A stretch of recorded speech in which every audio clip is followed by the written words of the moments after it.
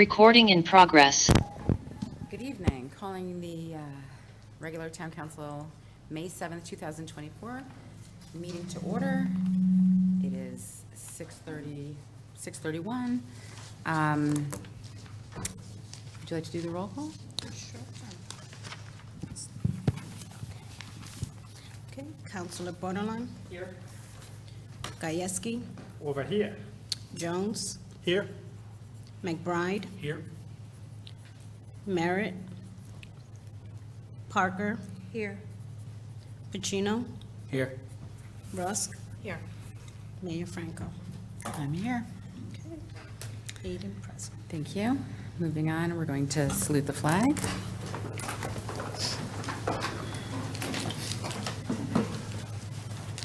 Allegiance to the flag of the United States of America and to the republic for which it stands, one nation, under God, indivisible, with liberty and justice for all.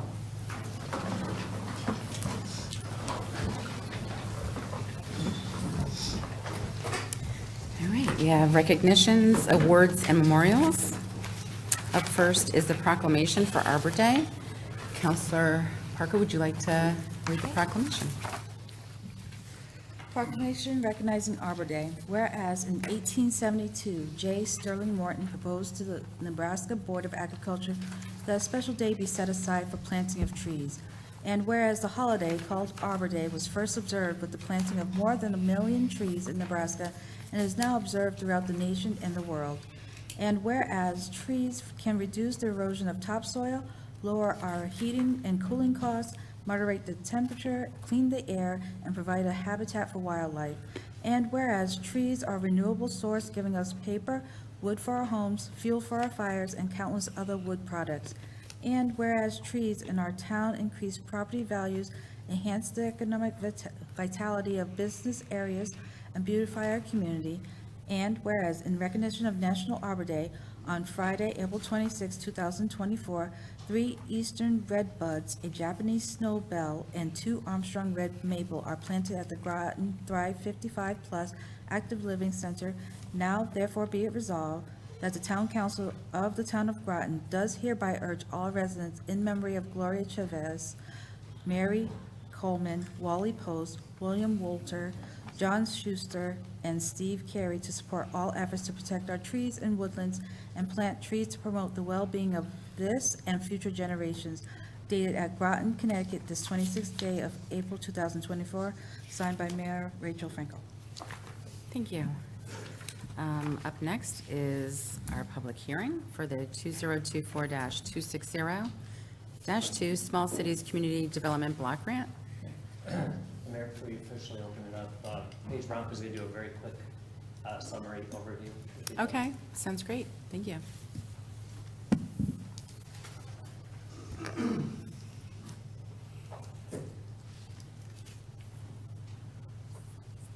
Good evening. Good evening. Paige Brown, Economic and Community Development Manager for the town of Groton. Just a quick overview regarding the program leading up to where we're at today. The Connecticut Department of Housing, through the Small Cities Program, provides federal pass-through dollars directly to municipalities such as ours with communities with less than 50,000 residents. Those communities have to aim to meet federal and state priorities and guidelines. Typically, those priorities focus on housing. The U.S. Department of Housing and Urban Development, otherwise known as HUD, provides this funding to states for non-entitlement municipal projects. I reference non-entitlement because entitlement communities, typically larger urban core type communities, Bridgeport, New Haven, New London, Hartford, for example, they don't qualify for the Small Cities CDBG program because they receive their funding directly from the federal government. Whereas Groton, we are an eligible applicant for Small Cities CDBG funding which is done on an annual competitive process. Entitlement communities, they receive their funding guaranteed every year. We have to actually compete against other municipalities throughout the state. The Groton community, our staff is actually certified by the state, which makes us eligible to compete. We're also in good standing with our past projects, meaning that they have been fulfilled, implemented, and properly closed out. The state's Department of Housing allocates approximately $13 million annually with this competitive process. It's a pretty tight process, usually within just a few weeks, about a 60-day window or so. For example, they held their workshop on March 26th this year, where they outline what the state's priorities are for this program. Shortly thereafter, they released the application. And this year, the application is due by the end of this month, May 31st. There's not a whole lot of time. It's a fairly extensive application process. I brought this one along. We have binders for all of our past applications. They're pretty sizable, especially knowing that we have to fulfill a lot of project organization, a lot of design work, environmental reviews, et cetera, by the time that this document gets submitted. The Department of Housing requires the use of a contractor to assist in the application's development, completing the actual program, but also coordinating with a partner. We solicited RFPs over the winter and ultimately selected ECHO. We have a representative here today, our consultant, Andy Woodstock, who can answer any questions of a technical nature.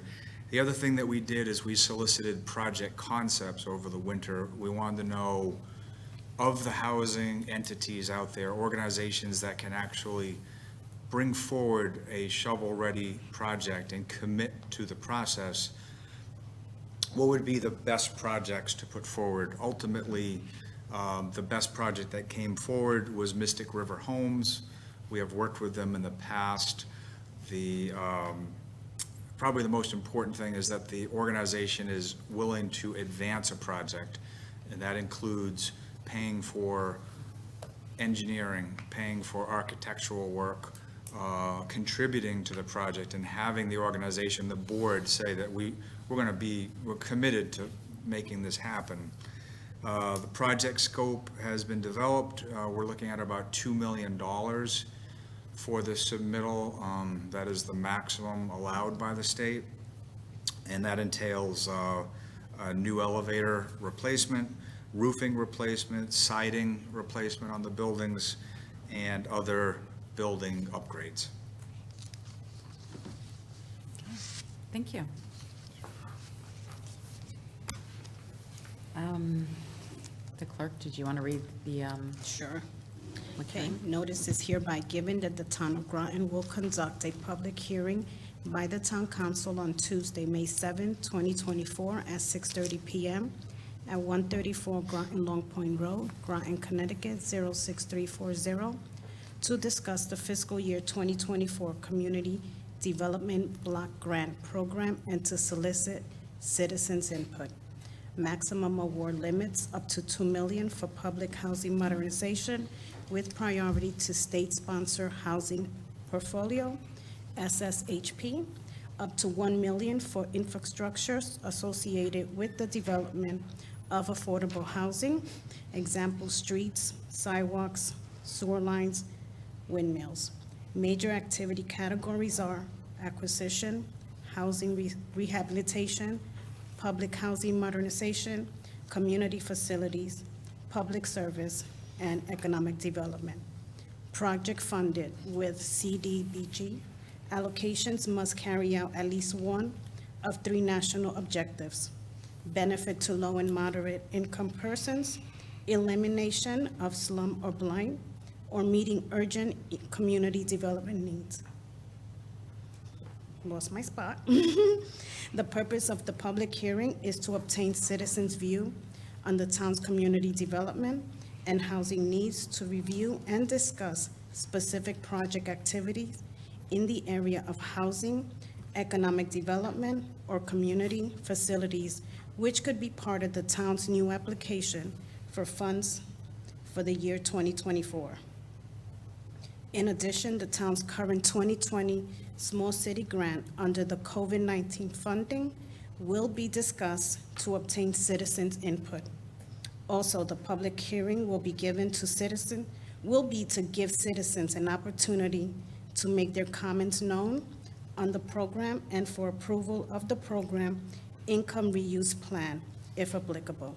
If you are unable to attend the public hearing, you may direct written comments to the Town of Groton, Department of Economic and Community Development, 134 Groton Long Point Road, Groton, Connecticut, 06340, or you may telephone 860-446-5976.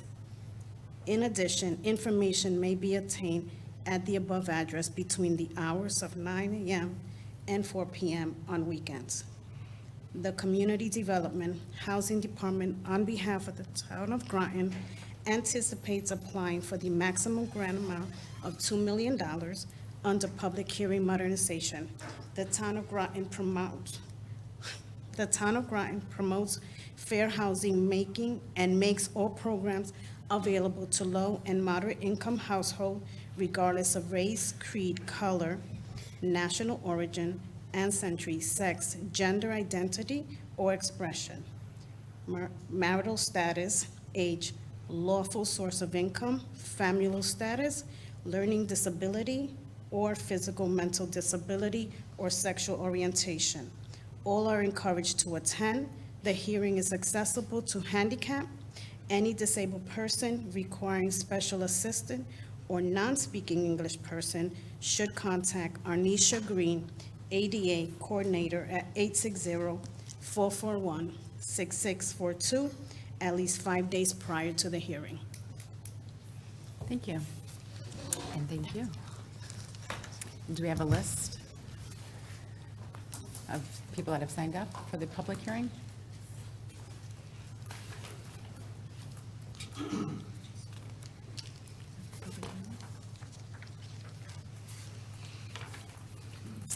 Thank you so much.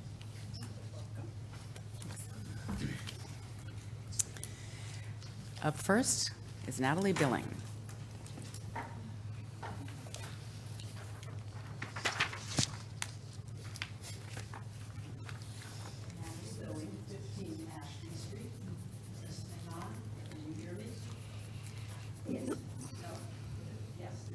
I don't know, it's sort of, I don't think it is.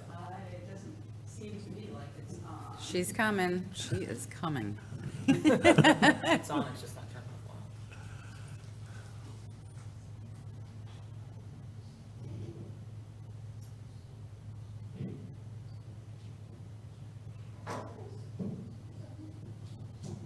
Technical difficulties. It happens.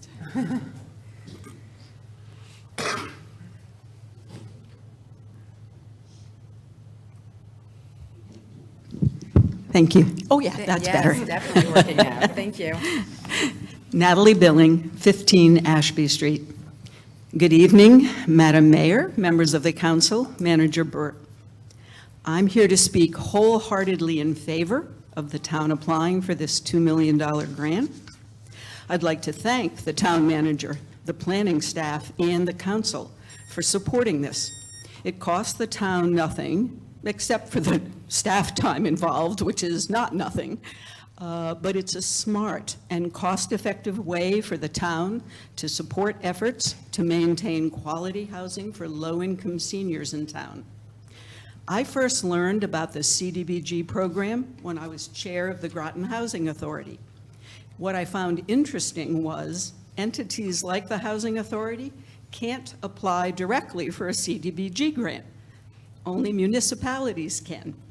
But municipalities don't operate housing. So in order for the municipality to put the money to good use, they have to partner with an organization. So towns can help really to promote quality, low-income, affordable housing by pursuing these CDBG grants. And believe it or not, what I learned statewide was not all municipalities are as open to this as Groton has been. In Groton, there are two main entities that operate low-income senior housing, at least that I know of. One of those is the Groton Housing Authority, and one is Mystic River Homes on Elm Street between Mystic and Noank. Since the town began applying for CDBG grants years ago, Groton's applications have been very successful. They're highly competitive grants, as Mr. Bronx said. There's a limited pool of money, and of course, many more needs than the money can fulfill. So there's no guarantee that the town will be selected as a recipient. It depends on many things, including the quality of the grant application. Fortunately, the town works with an excellent consultant who helped us years ago at the Housing Authority. The first time I saw one of the grants, you just saw Mr. Bronk hold the thing up. It's like ginormous. But CDBG grants allowed the Housing Authority to upgrade and modernize 50-year-old housing units that had not been modernized or upgraded in 50 years. The work was desperately needed. The Housing Authority had no way to pay for it. And when I approached the town manager at the time, Mark Offinger, and asked him about partnering with the Housing Authority, he couldn't have been more supportive. It was something he'd wanted to do, but the previous administrative staff at the Housing Authority hadn't been prepared to do this. So it took some changes there to make it happen. Groton received funding for several years, helped the Housing Authority, and then in a couple of recent years has helped Mystic River Homes. This year, Mystic River Homes is applying again. I've seen their property. I'm here as chair of the Community Development Advisory Committee here in town, and we work with the Community Development Department, providing citizen input on the project as it goes along. So we've been over to visit Mystic River Homes. I saw the work that was done there last time, which was fantastic. And certainly the additional work they need to do is very much needed. So I thank you for the opportunity to speak. I applaud the town for its dedication to supporting this one approach to maintaining quality, not just affordable housing, but in these cases, really low-income housing for seniors, many of whom live on $10,000, $20,000, $30,000 a year. I truly don't know what they would do, where they would live, if it weren't for places like Grasso Gardens, Pequot Village, and Mystic River Homes. So thank you for your support of this project, and may we be successful again. Hear, hear. Is there anybody else that would like to speak during the notice of public hearing for the Small Cities Community Development Block Grant? Okay. Guess we will close the notice of public hearing. Okay, let's see. What time? Oh, 6:50. Okay, up next is receipt of citizens' petitions, comments, and concerns. Receipt of public petitions, comments, and concerns is, this is the portion of the council agenda where the council welcomes comments from the public. Each presentation should be limited to 5 minutes or as directed by the mayor. And if possible, submit written comments. Presentations should be related to matters pertinent to Groton. Town councilors will only ask questions in order to clarify the speaker's presentation. All presentations shall be made from the lectern and should include the speaker's name and address for the record. Was there a sheet put out for that one? No? Okay. So we don't have a sheet that's been put out, so we're just going to have people come up to the lectern and if they would like to comment at citizens' comments. Is there anybody here? Okay.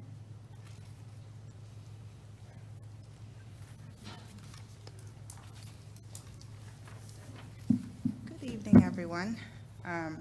My name is Fatima Ehlers. I live at 195 Michelle Lane, apartment 305 in Groton. I am a longtime resident in Groton, graduated from Fitch High School, and now have settled here in Groton with my family. I am here tonight to speak on behalf of the need of affordable housing in Groton. Just recently, I was one of the ones that was affected by the situation that transpired on Ivy Court. In my search of finding new housing for my family, I noticed that there are only 4 to 5 complexes in Groton that will accommodate a family that's 5 or more people. In all of those complexes, only one was considered affordable, and that's Branford Manor. I was fortunate enough to find the last 3-bedroom in Groton in my search, but I went from paying $1,300 to now $2,400 per month. That's a complete lifestyle change for myself and my family. As I spoke to my colleagues at Lawrence Memorial Hospital about my recent situation, I came to realize that my rent is equal or more than majority of the nurses that work at Lawrence Memorial Hospital's mortgage, which is very sad. I would love to quote this gentleman from the Groton Forum that said, "Long Hill Road is full of minimum wage jobs, but the people that work there cannot afford the market value rent." So the question is, how is the town's market value raising, but the wages are not? We have jobs for many people, but no homes. As a town, we really need to make big changes because it almost feels as if the middle class to lower class people are completely being pushed out of the town. Don't push us out. We love our town just as much as the people that make top dollar. We just need affordable housing so we can live happily and comfortable with our families here in the town of Groton. Thank you. Thank you.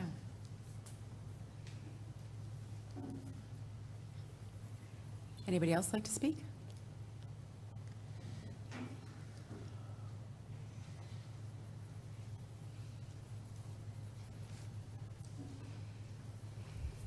Gregory Edwards, 86 Ivy Court. Talk about private sales and compare them to the private sale that went on at 86 Ivy Court. And we had a private sale at the Pequot Clinic, and the management failed and go bankruptcy. We'd probably be in uproar. However, there was a private sale that went on at 86 Ivy Court, and his family affected with that.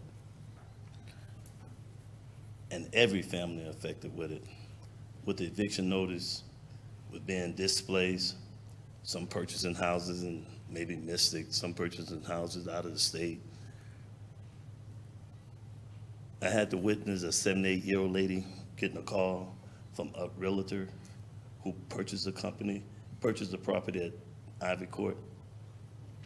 And it's sad to see, like that lady just spoke about an income of $20,000, $30,000 annually.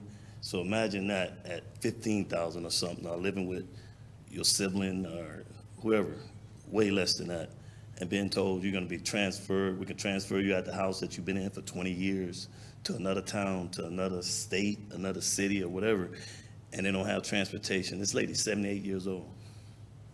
I'm retired, I'm a veteran, I'm a transplant to Groton. I love Groton. I love the Sioux. I want to thank Susan Austin, Denise Doolittle, because those are my kids over there, and they go through the Groton Sioux, the special education, and everything. Everything that I fought for over there, what Israel and Gaza's got going on in the Middle East, is happening right here in the town of Groton, and I get it. We're all in the business of making money. The town need money, so we're gonna raise the taxes. I talked about that. So I'm kind of like away from the softball questions. So I'm like, it's hardball now. It's baseball season, and it's here. And we're facing a crisis here with the housing shortage. It's too many, and I don't have enough time here to speak up on it. And I'm not an in-order person, so I'm thinking from the left side of my brain right now. But I'm not scrambling. But what I am talking about is the effect that the decision that you guys make has on those kids, has on the children.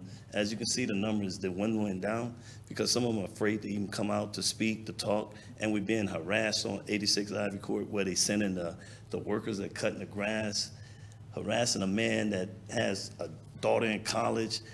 When you moving out, you ain't moving out yet, sending the workers to knock on people's doors. It's bad. I know we have police officers and stuff like that, but no one in that street is trying to bring that type of attention to that street and that community. We're gonna lose. Every last one of us in this room is gonna lose a pillar in this community. I can guarantee you that, because you're already losing because of the emotion that's tied to that community, and I get it. Every 10, 20 years, Groton faces changes. Building changes, structures remain the same, the number dwindle down in the school, the budget, we need more money, put a new roof on the house. I get it, man, I get it. Governor Lamar can stop with the taxes on the vehicle, but we can go to a home and never even step foot in it and assess it at a high dollar amount, and now our taxes is more than what it was in 2023. I get it, we all gotta survive on money. I get it, man, but I think we should even do a better job with who we investing with and who we laying down with to build this Groton city back to the beautification to what it once was. Because I truly want my kids to finish school here. I truly want my kids to go to college here and everything. And I'm on the fence right now. And it's tough. It's tough because you look at your kids, and I know the potential that this town has. Because I wouldn't stayed here after 35 years, 3 wars, to move back to a little small place like Groton. It's more than just the quality of the air you breathe here. It's the quality of the people that you meet. And I'm never going to get everybody to agree or to disagree with what we have to do here. I'm quite sure 86 Ivy Court appreciate the $50 grant or whatever it was. We know it's not enough. And we can't even fool ourselves or kid ourselves that it's not enough. Again, I know I'm running out of time, but I thank you, everyone on that panel, for taking the time to listen to me. And we're more than just a social security number, and we're more than just a taxpayer. We're individuals, so I just want you to see the individual point of stand where all this has a grievance to. Thank you. Thank you. Would anybody else like to speak?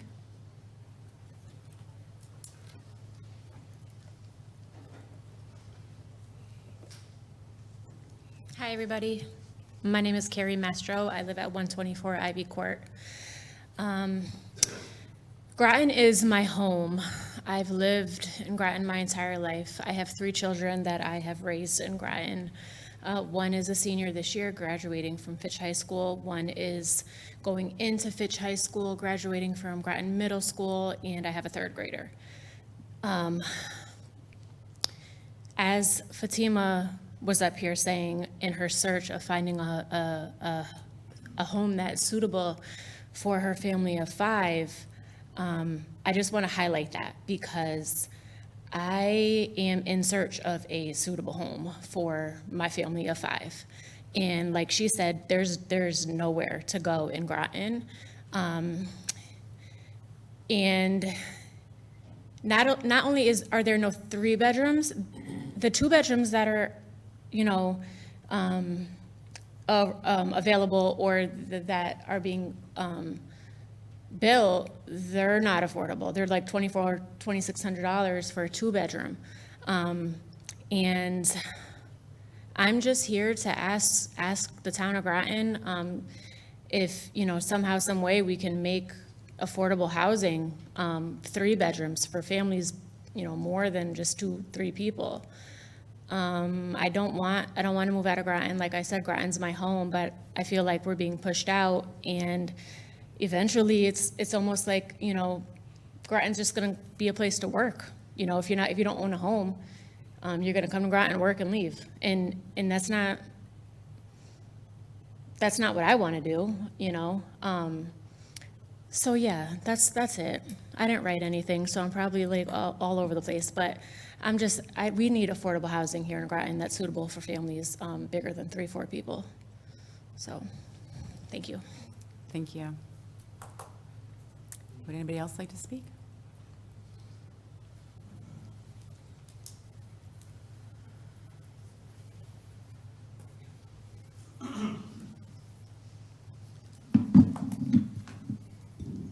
Good evening. My name is Ian Thomas, 24 Jefferson Drive. Just want to speak on behalf of the residents of Ivy Court and, Branford Manor and Fieldside Apartments, Phoenix Apartments. There's a well-known lack of affordable housing in this town. It's been known for quite some time. Yet somehow we still haven't managed to get those into the RFPs. I mean, I'm glad to see construction moving along up at the old Sealy School property, but disappointed as that was discussed, 3-4 years ago. It was a tax incentive deal. Again, opportunity for a town to use leverage to create opportunities for affordable housing, mixed income models. It was discussed on the council at the time, and it was shot down at the time. So another missed opportunity. So I'm glad to hear that council was talking about affordable housing and trying to put those on the front end of the RFP moving forward. So I would encourage you to continue looking at those lines. Also, I forgot to mention, full disclosure, I am a member of the Board of Ed. But I'm speaking mostly as a private citizen. But, knowing what I know from the Board of Ed side of things, the McKinney-Vento Act is an act that empowers school districts to help keep displaced people in the school district. So students don't have to leave if they get displaced during the school year. As of right now, the latest numbers were well over 60, 70 students that are being affected by what's been going on. So that's going to be, depending on how many want to stay and try to enact the McKinney-Vento opportunities, then that's going to be an increased cost to the Board of Ed. So that's something to think about. Right now, I know of at least one senior that now is facing the future decisions of his life while he's watching his family get ejected from their home. Think about that for a minute. We have to do better. And what could the town do? I don't know. It'd be good to explore those options. I mean, perhaps there could be some ordinances that require more time, more notice, require landlords to notify tenants if they're thinking about a sale and keep them in the loop, 90 days prior, 120 days prior to, right? I mean, it's something we could do. After the sale, there could be some ordinances that require periods of time for transition, if there is going to be an increase in rent.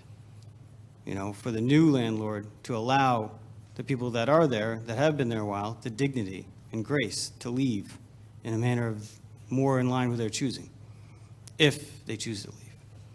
I mean, a lot of these tenants want to stay and be willing to pay a little bit more in order to stay in that neighborhood, in the community that they've built.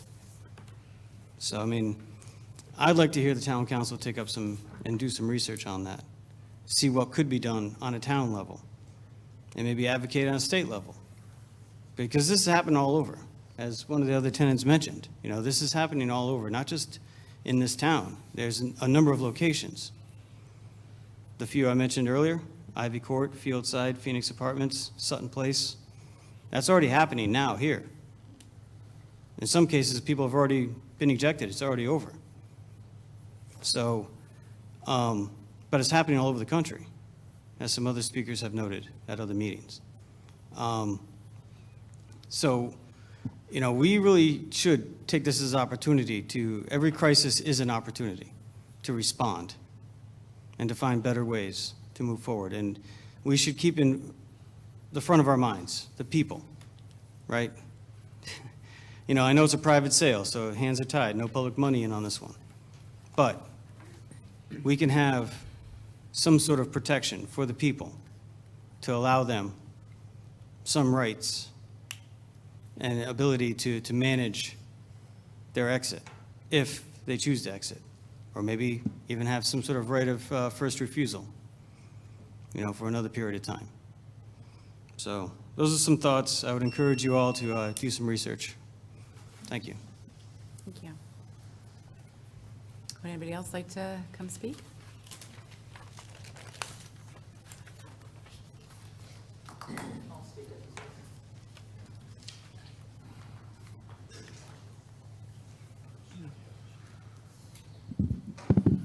Portia Bordelon, 24 Jefferson Drive. I'm obviously a town councilor. I would like to speak as a taxpayer and a citizen.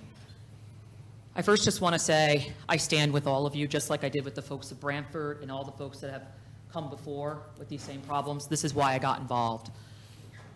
I, too, was up on the council when we've been going out for RFPs and have sat there. I can speak of one other councilor. Some of the councilors up here weren't there at the time.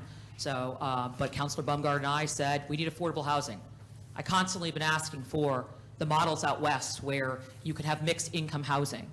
One of the things that I notice as a counselor and as a parent, as a mom in the school district of kids that are currently in, is the overwhelmingly majority of students that felt uncomfortable by the fact that they had to say, oh, I live in Brantford and everybody knows that that's low-income housing. Not that they're ashamed to be there, but nobody in any community should have to know where you live based on the name of it. You should be able to wake up, put your feet on the floor, and every day have a fresh start. No one should know, oh, they're in low-income housing. That's not fair. That model of Brantford Manor, which has over 400-something units, was created back when people, we won't even talk about the things they were doing to minorities and other people back then, and the segregation and the things that weren't, people were saying weren't happening that were. Putting everybody on the same income in one area doesn't allow for advancement and growth. We have to look beyond that. And I have said this before, and I'll say it again. RFPs in this town need to be for the betterment of all of Groton.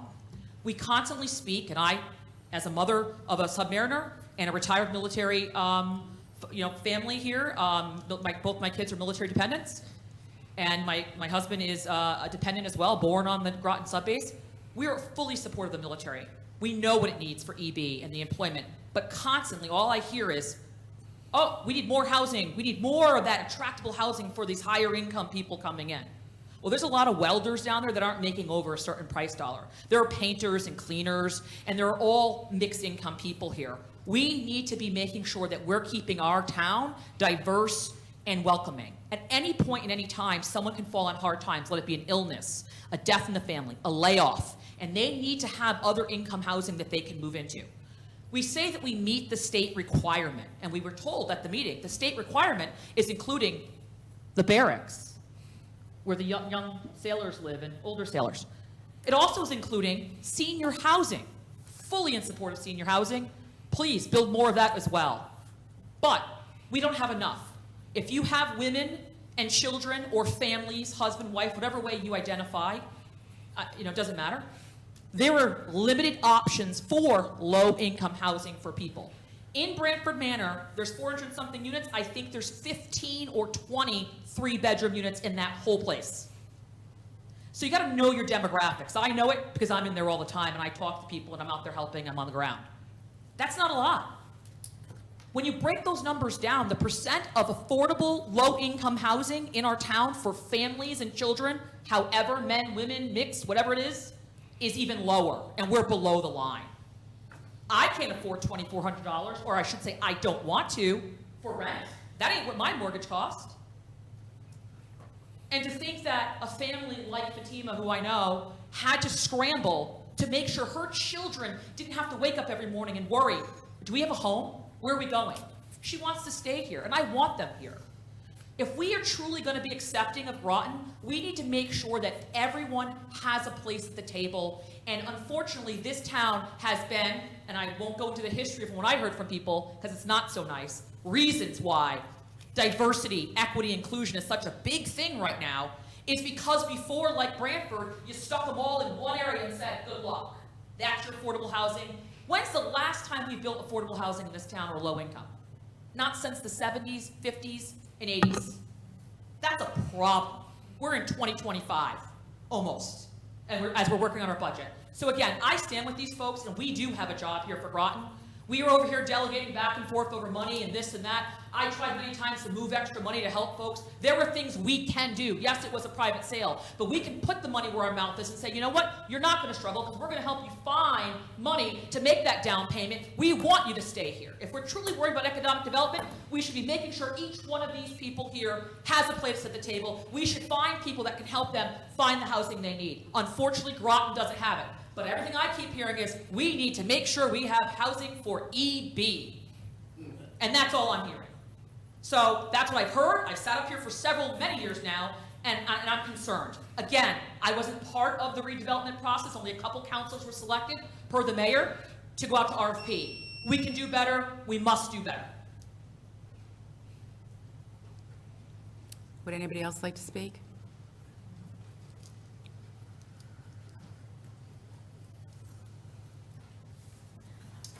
Hello. Should I wait until the timer starts? I set the timer after you say your name. Okay. My name is Julie Rosali Garay. I live at 44 Maple Drive here in Groton. So I'm here on behalf of the support of the families in Ivy Court.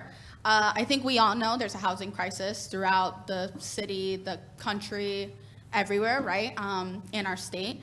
I think that I just want to highlight a couple things that a lot of folks said. And I especially want to highlight there's a lot in y'all's hands. I think there's a lot that y'all can do as town councilors, as the mayor, that can support these folks, right? As a couple folks have mentioned, it was a closed sale. No surprise there, right? That's fine. And there's more resources that can happen in this city. There's more spaces that families can go to and ask for support, whether it be financial, mental health-wise, or just being able to get on a list that would be quicker, that would actually be able to be affordable for families. We continue to build housing. I work in New London. New London is like my second home. We continue to build housing across the river and here, where our market is, a couple people already said it, our market is EB and our market is Pfizer employees. I have a lot of friends that I grew up with that went to Fitch that cannot afford those apartments. So who are we really wanting to bring here? Folks that are outside of here. And that also being mindful of a lot of those are studio apartments, 1-bedroom apartments, and rarely 2-bedroom apartments. How are you going to have a family here? How are you going to have young people going to schools here? Our schools are going to they're going to be empty by the end of, 2026, right? And I just want to mention, last thing is, we're supporting a transient community. We're supporting folks starting here, building a relationship, then getting out, going somewhere else. We're not actually supporting the K through 12, staying here, building a family, as me and many of the folks here want to continue to do. So I, one more time, want to say there's a lot in y'all's hands, and I think that there are a lot of voices here saying that what we need and what we want, and please, ask us, come to folks, come to Ivy Court, maybe talk to folks and ask them what they really need. And sadly, a lot of them have already been evicted, right? But there are still people there. There are still people here. So I just want to uplift everyone, and thank you for your time. Thank you. Would anybody else like to speak?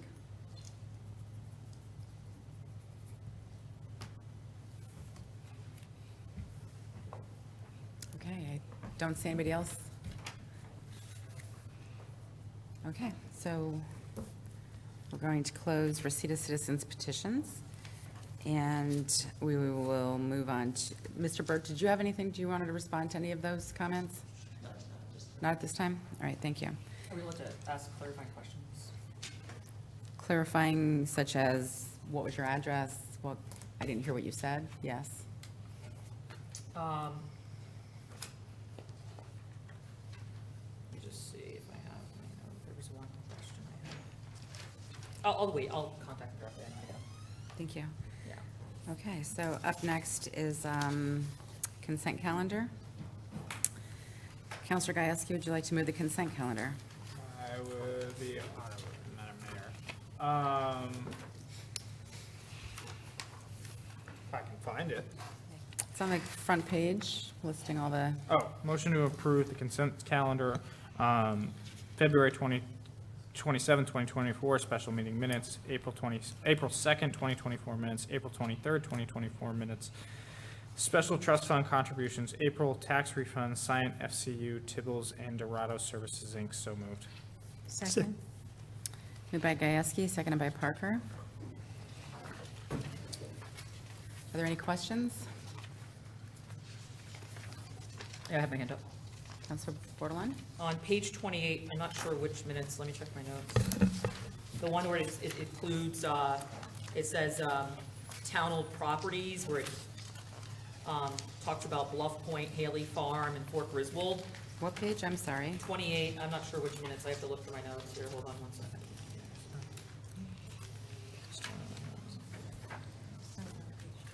It just should say that those are state-owned properties, not town. Those aren't town. I'm not sure what section you're on. Hold on.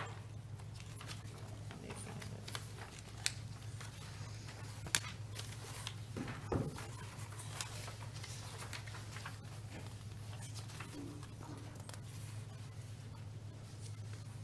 I had marked this. When it's at.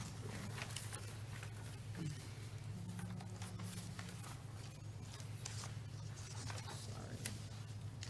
I can submit my amendment after, could I, John? I don't have my note in here, It's a simple correction.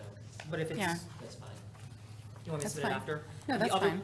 The other one I'm gonna submit is also, I believe it's page 10, Lee Williams, it should be she, not he. Again, I think it says page 10, but I didn't mark my notes accordingly with the way this packet's laid out, so I don't wanna hold up time, but I could always, Yeah, so if you send it to me, we'll just correct it. so yeah, page 10 of the packet says Lee Williams. Yep, I Says see that he. one, yep. Lee is a she, which is at an S. And then, I believe it's 28. but hold on. No, it's not 28. I'm not sure exactly where that one's stated, but if you find it before I do, if you could just email me. It's somewhere in here where it states, talks about our parks, but it's calling them town, and those should be designated as state properties, not town properties. But I will find it tonight when I get home, because it's going to bother Yeah. me, and I'll send it forward. Thank you. Yeah, and I probably could just do a search real quick for Yeah. state and find the word state in there and Yeah. see. All right, thank you. Anybody else? Okay, so we'll take a vote on the consent calendar. All those in favor? Aye. Opposed? Abstentions? So that passes 8-0. Up next is communication reports. And we'll start with Councilor Bordelon. Thank you. As we already stated, I did stand out where folks were standing out in front of the senior center and the library with peaceful signs just stating the need for affordable housing, and I was happy to stand alongside of those residents, and I will any day. Definitely have gotten a lot of communications about that, and definitely been hitting the ground and entrenching myself in that need in our community, and making sure that they know that I stand with them and they're not alone. A lot of concerns about the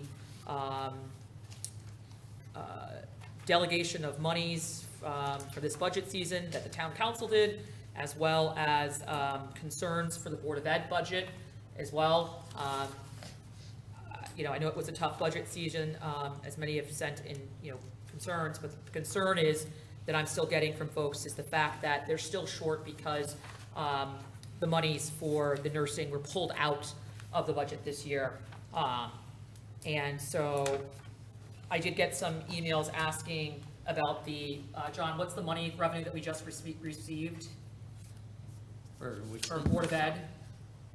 The 2 million or whatever? Oh, yeah, we extra impact aid, the impact aid dollars. How much was that?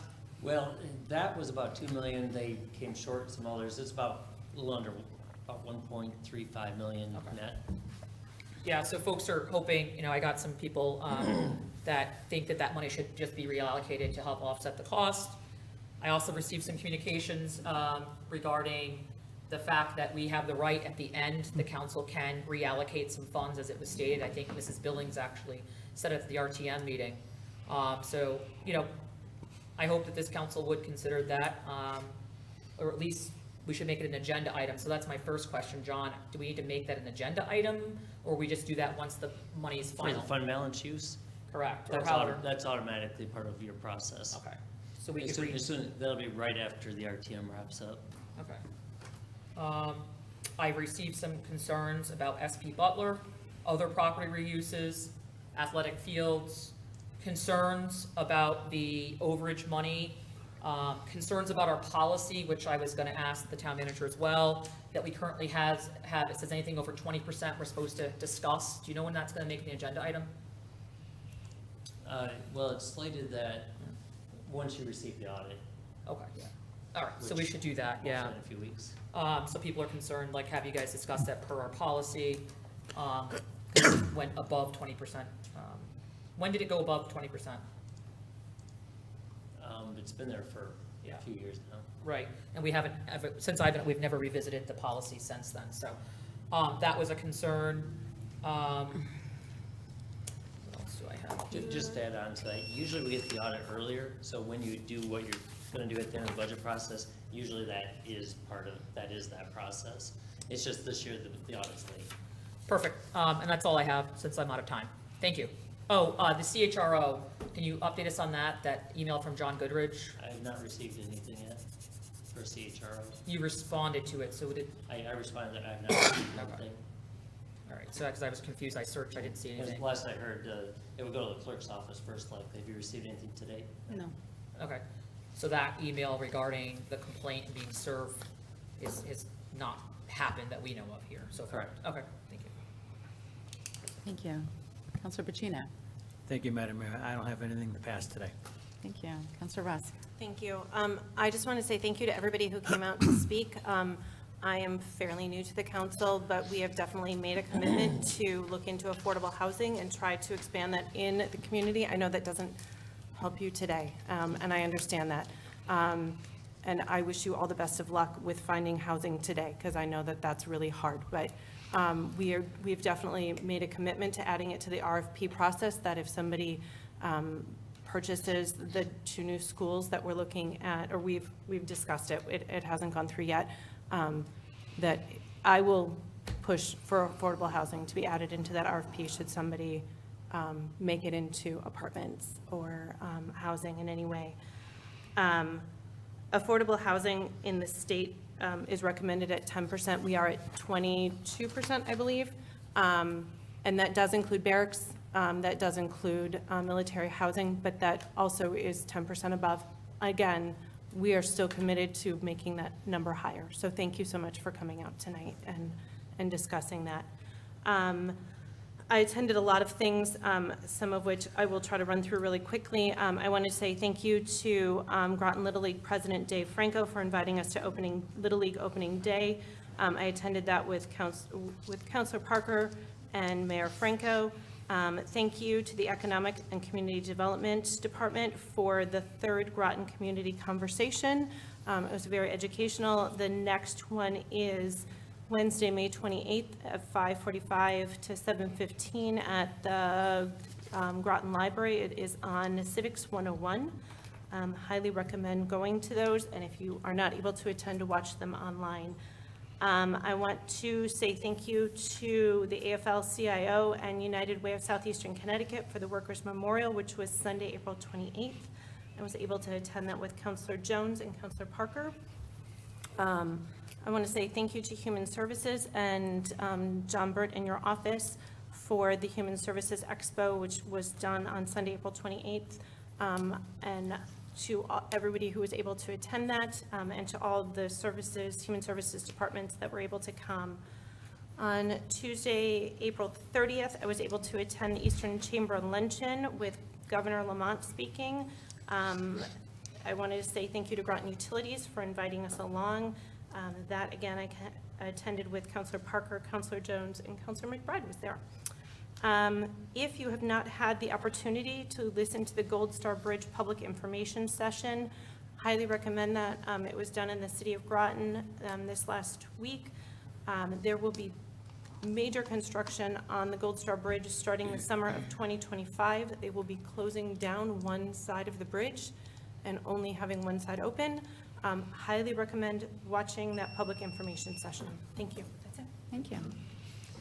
Counselor Jones. Thank you, Madam Mayor. I attended on April 27th, the Pequot Woods Board of Trustees. It's an annual board meeting that I am the council representative on it. We discussed the Jonathan Jesse Wheeler homestead from the 1850s, talked about flooding on the southern end of it, the end along Route 1, the Kevin McBride report on Pequot and the Pequot Nation.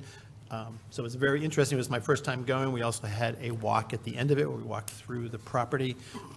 I, along with several councilors here, also attended many events over the last 2 weeks.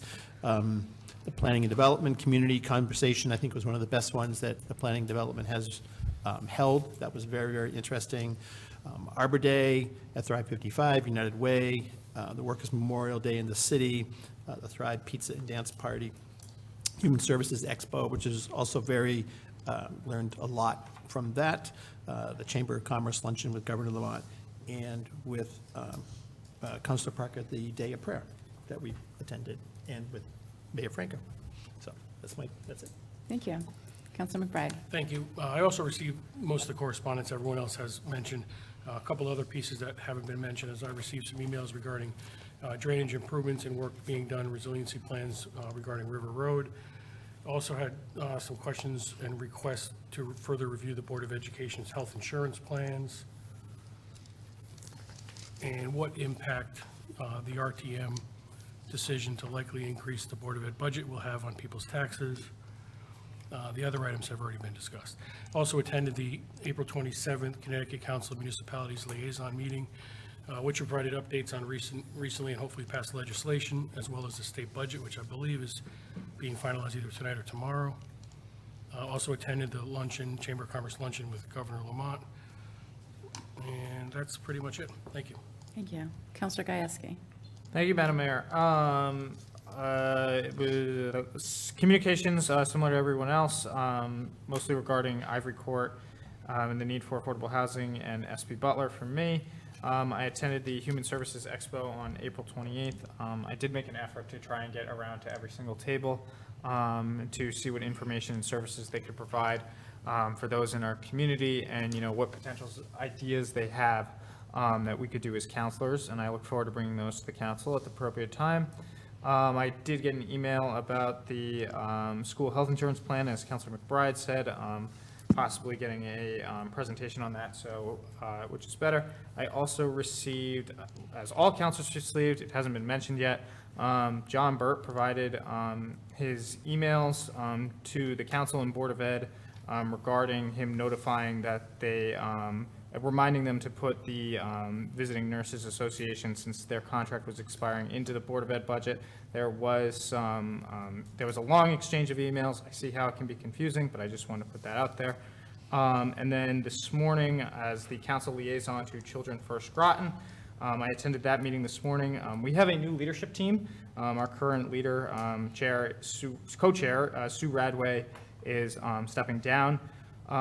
The board voted to, that we're going to have a team now, since there is a lot of transition going on. Kathy Hollister will be co-chair with the council appointee, Kevin Trejo. She has worked in church ministry and has a background in nonprofit and has focused on mental health. And then the deputy chair is Chelsea Rodriguez. She has 3 kids under 4. She's previously worked in the Mitchell College Communications Department. And then also they have hired an outreach coordinator, Denario Campo. She works for TVCCA in New London. She's a military family, so she has great things that she can bring, and I look forward to working with that new leadership team. And also they will be hosting a community cafe tomorrow in Brantford Manor from 5:30 to 6:30 p.m. With focusing around mental health, safety, and education. They've been doing these around the community, and they've been in the community center. They've been in, they did one at Catherine Kozanowski, so they're really just moving all around town to engage with young parents and seeing how they can help. And then also, they're going to be partnering with Parks and Rec, doing a story walk this summer for young children. And then also, Kyle brought up in the meeting that through Husky, all children are eligible for a free tablet, and there are cable company programs to increase accessibility for technology for our students. That is it for me. Thank you. Counselor Parker. Hey, thank you, Madam Mayor. So I attended TVCCA last week as a liaison, volunteered. Some of these have already been mentioned from previous counselors, but the pizza and dance party, which was well attended. We also went to the American Heritage Girls Cupcake decorating contest, Council Jones and I. She did a wonderful job. She had about, 20 people that did it, and that was her project, a senior project, I believe. Groton Little League, thank you. Mr. Franco, the Workers' Memorial, the National Day of Prayer, Board of Ed RTM meeting, which was the first night on May 1st, the Bill Memorial Art Festival that was held at the City of Groton, and the Human Services Expo. I also want to say that on May 11th, Stamp Out Hunger placed non-perishables for the mail carriers to take, and they're going to collect that and give it to Gemma Moran Food Bank, the food bank. So if you guys can, help donate. Thank you. Thank you. Madam Mayor, if I may, I just want to announce the passing of a longtime resident, if I may. Go ahead. Sure. I just wanted to, I forgot before, I just wanted to announce the passing of Ann Wells at 98 years old, originally born in the Stonington Borough and spent the majority of her life in Mystic. She survived the hurricane of '38, attended Mystic Academy as a young child, and talks about the stories of, they said someone was here to pick her up because, they didn't know the storms were coming last minute. And her and her friend went out, and the door shut and locked, and they couldn't get back in, so they were downtown Mystic. And she tells this story very fondly, and that some just person let them in until the hurricane passed. Anyway, she also is a long-time employee of the Board of Education with Pupil Services. She was a secretary at Northeast Academy, possibly even Cutler. I'm not 100% on all the places. Anne had a very well life. She was an ombudsman for the state, where she went and looked at different nursing homes to make sure people's quality of life were enhanced. And she retired from the Board of Ed at 80 years old. They called her back because they needed her. And if you look at old budget books, you'll see, I have one that says prepared by Ann Wells. Her family been in this area forever. Her son is Gary Wells, who serves on the RTM and has been on for probably 8 or 9 years. She'll be dearly missed, and I just think that she was such a fixture in this community, and I've enjoyed the time I've had with her and helping Gary to sort through the pictures and memories, and I'm just blown away. Thank you. Thank you. I also attended numerous events. I'm not going to go through them because everybody else seemed to go through a bunch of events that have been happening. I also want to note that on May 10th is a solar ribbon cutting ceremony at the middle school. And on May 29th, Grasso will be having a signing day. Town manager and mayors have been invited by Electric Boat. I will see if we can extend the invitation to further counselors. And I just want to talk to people that were here discussing some affordable housing and take some of my time to discuss that. There has been discussion on this council that we find affordable housing important to us.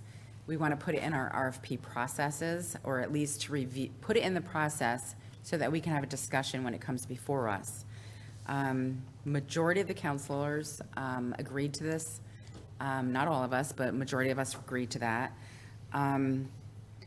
because we find it to be important. There are limitations, I do think, that as a council, that we can do to put in affordable housing within our community, other than some of the great opportunities are our vacant school properties. I think those are the best opportunities that we have.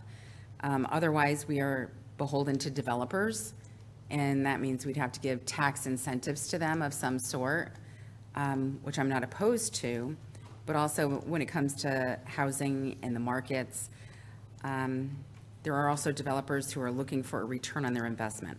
I'm not saying they're being greedy, because this is just the nature of the beast, is somebody's spending their own money, they have to make a return on this investment. And to put affordable housing into the request, we're going to have to be generous with incentives from the town, I would think, to be able to put that into their, especially in private development that is not on town property that we're trying to sell. There is, what's happening with the affordable housing is, has been said, it's happening nationwide. They have shows on TV about this. It's been really discussed. And I think we have been, I know the town manager has set up the Eviction Expo. There were organizations there that have funds available. They have funds available. And when people think they don't qualify, there are ways to get around those. There are funds that are available to people in our community, and they need to speak to the right people. And we've set those type of things up. And when it does come to affordable housing, the town itself just doesn't build the housing. We need to partner with developers that also find this important as well. I probably will comment a little bit more on this when it gets to the committee of the whole. Thank you. Clerk of the council? No reports. Thank you. Clerk of the representative town meeting? Okay, the next RTM regular meeting will be tomorrow, May 8th at 6:30 at Thrive 55, and the budget session will continue immediately after that. All right, town manager? Good evening.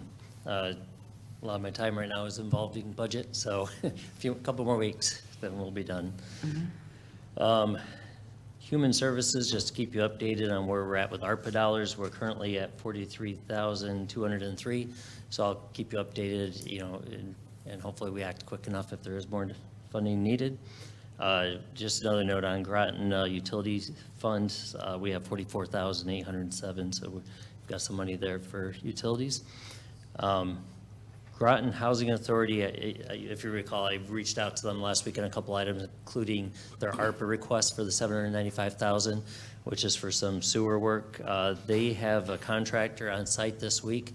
They're hoping to have something for official numbers, hopefully by the end of next week or soon after. And then I asked them about the delay in the phase 1 renovations. They said they're still trying to figure out some issues with stormwater. If it could be done one way, it'd be easier. If it's the other way, they might need town help for maintenance. So they're trying to figure that out, and then we'll meet with them to see what their needs are. So we're working our way through that.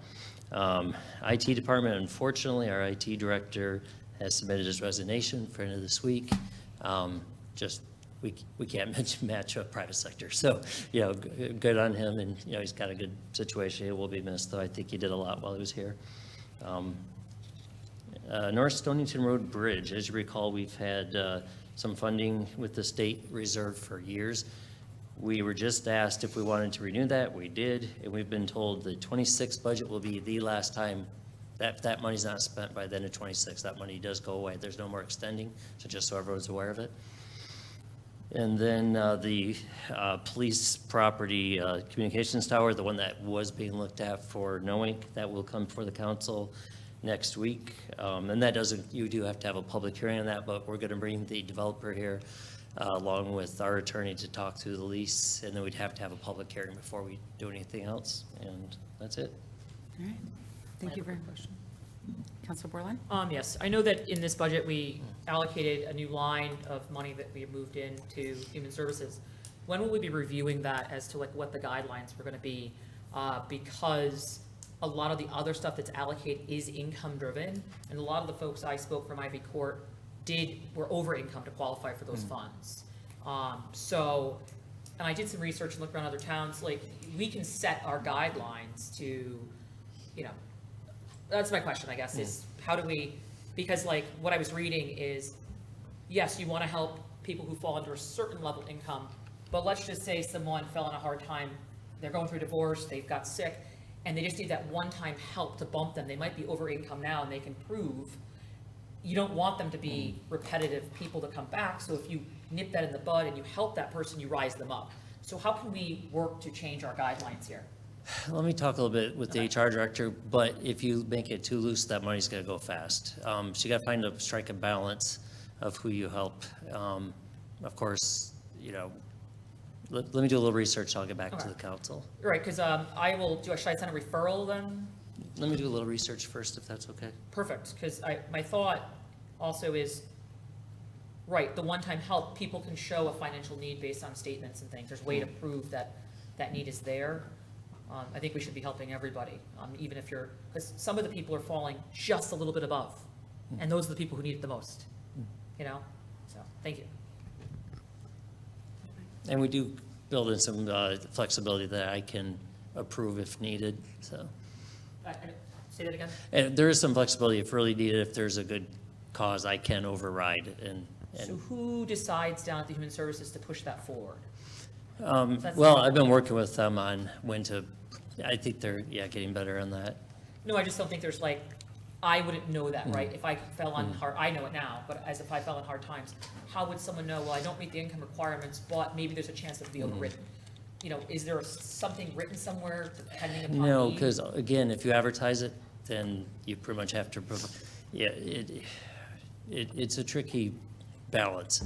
It's not something I'd want to jump into, because that is not much money. You know how much money have we spent of ARPA dollars? We've spent, about well over 100 in a short time. 30,000 does not go far at all. But in terms of, I just want to touch base too, in terms of, obviously it's hard to find the housing. If you can find housing, there is money out there to help move. I was able to help a family with find 3,000, so there are some options out there. The hard part, there's no housing, but there is money out there when needed. Can you just explain how that works? Was that state money or? If you recall, our representatives and senator and I had a meeting with the housing commissioner, and she basically said she'll do whatever she has to. Same kind of thing. They post certain rules, but they do have some flexibility in extreme cases. So when someone's looking for some money, where they found an apartment, I was able to work through the state and then a local organization to get the check for $3,000 to help with that. So there are options out there. Now, it took me, a lot on the phone to get that, but I'm well willing to do that. There's money, so. But again, it's just hard to find an apartment or a house. Counselor Gajewski, did you have your hand up? Okay, Counselor Rusk? Real quick, just to touch base on what Counselor Borderline said, there's a big difference between people who fall on the poverty line and people who fall under Alice. I would hope that we could get to a point where we have pantries in this community that serve our Alice population, and that we can look at some of these funds and serve our Alice population, because that is 40+% in our community, and that's a huge number of people who are living paycheck to paycheck here. And that is such a big push on why, not to go back to taxes, but why I push to keep our mill rate so low, because we are going to have people are going to have a really hard time. So we are going to need more and more funding for people who are not below the federal poverty rate, but also in the Alice population.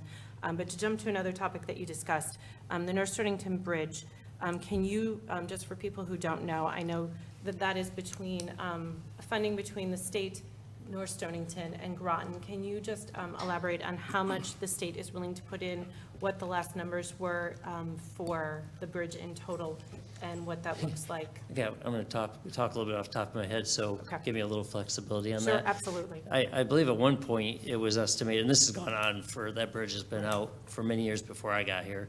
At one point, I believe they had authorized about $600,000, and we thought that'd be 50%. Of course, over the years it's gone up. It's probably closer to $1.5 million, 1.6, maybe even more. But the money we get from the state doesn't change. Now, Per the rules, there's some rules on how you split that across the, one side Stonington, one side is Groton, and there's some rules on that and how you split it. We'd have to pay a little over, it's a bit over half on that per that rule, but Stonington has some other priorities and has not, up to date, wanted to partner on that. So the state, I'm sorry, again, was 600,000? I believe so, yeah. Thank you. And I'll run down and check everything tomorrow and get to you. The what? The state? The state funding was offered at $600,000, but this was the last year that they are willing to. Only 600,000, is that correct? I thought they were going to cover 80%. No, I think it's 50%, I believe. Okay. But let me double check. Okay, appreciate that. Thank you for the update.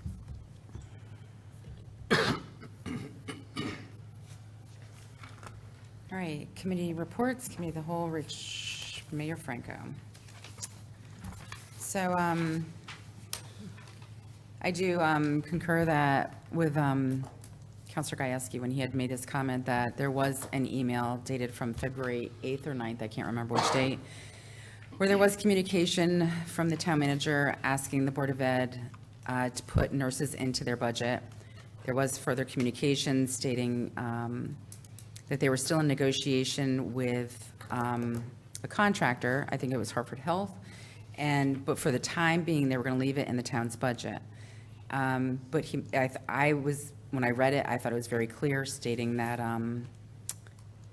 if they were Board of Ed employees, it had to go into their budget. And even by state law, I mean, if it's a Board of Ed expense, it has to be in their budget. I recently sent an email to the Board of Ed Chairman Whiteloff, and I CC'd the Board of Ed as well as town councilors with a list of questions. Some of the questions, and I will just touch on some without reading the whole thing, was regarding new pergolas at some of the schools. A screenshot, there was a potential of staff being paid during professional development day to write letters to the RTM while they were on schedule. Does the district employ a military liaison? Requesting a detailed list of the 125 positions that the Board of Ed said they were reducing in their budget before it came to the council. A current list of job positions that they're hiring. A list of paid contractors. Also, the calculated student-to-teacher ratio that I have heard in their meetings that they've mentioned it a couple of times, so I would like to get that information. And to let the council know that on May 4th, Chairman Whiteloff had responded stating that he would send detailed response as soon as he was able to.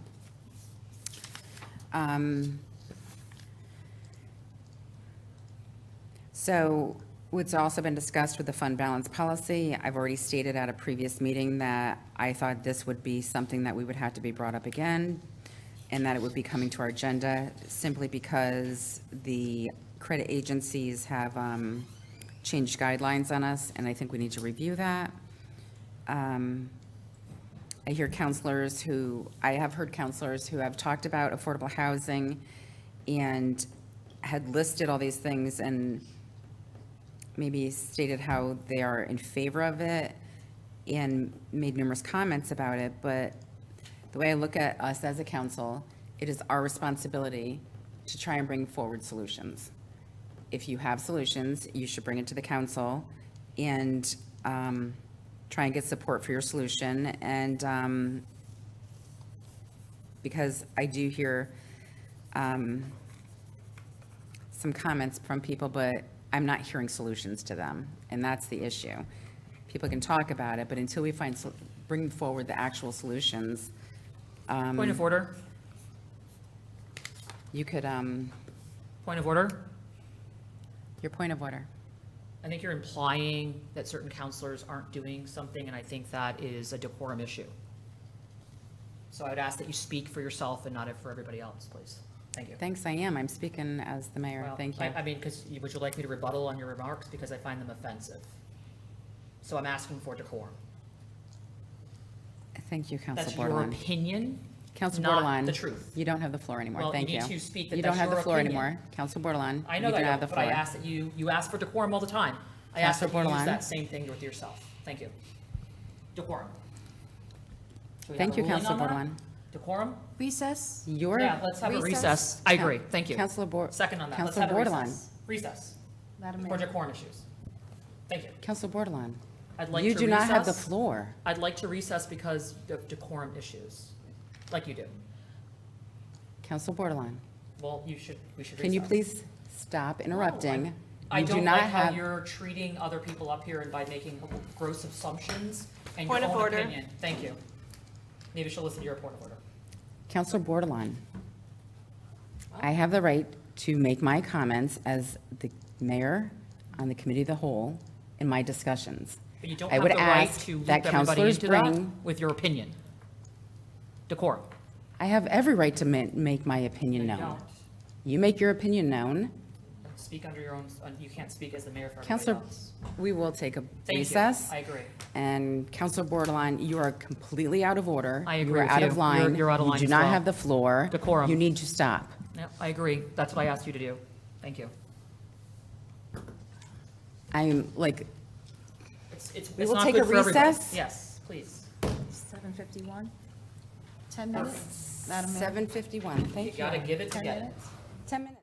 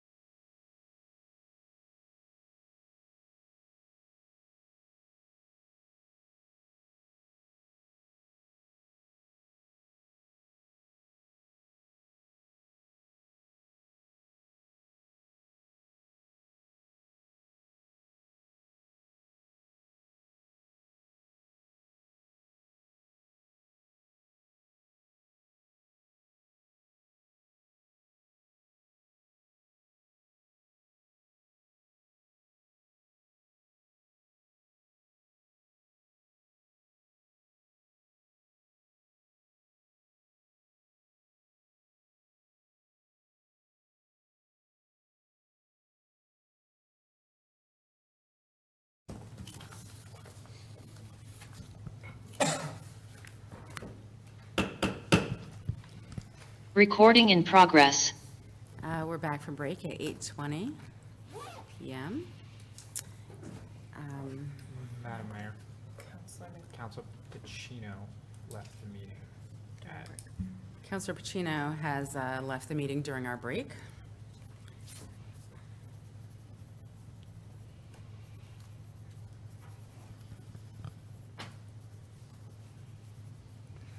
All right. Councilor Bordelon. Yes, I'd like a ruling on my decorum to have another opinion on that. Do I need a second? You need to make a motion. I'd like to make a motion to overrule the decision on the floor regarding the decorum issues. McBride will second for discussion, but I'm not sure how we do this. Point of information. Councilor Bordelon, it is a motion, you make a motion to appeal the ruling of the Right, chair that's- on decorum. Right, I'd like to make a motion to appeal the ruling of decorum. Okay, thank you. I said I would second, but I guess my question is, I'd like to listen to the tape, and I don't know how we do that. Because it was a half an hour ago. Yeah, I don't think we listen to tapes during our meetings. So, okay. You have a second? Go right ahead. So my issue is, I've sent an email to the town manager already regarding how I feel I'm treated up here. I have been treated since the primary.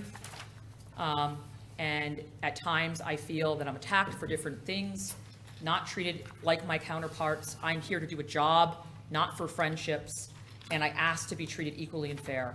And when I asked for a point of order, it was because under a committee report, I do not feel, no matter if you're the mayor or an elected body up here, we're all created equal and we appoint our mayor at large.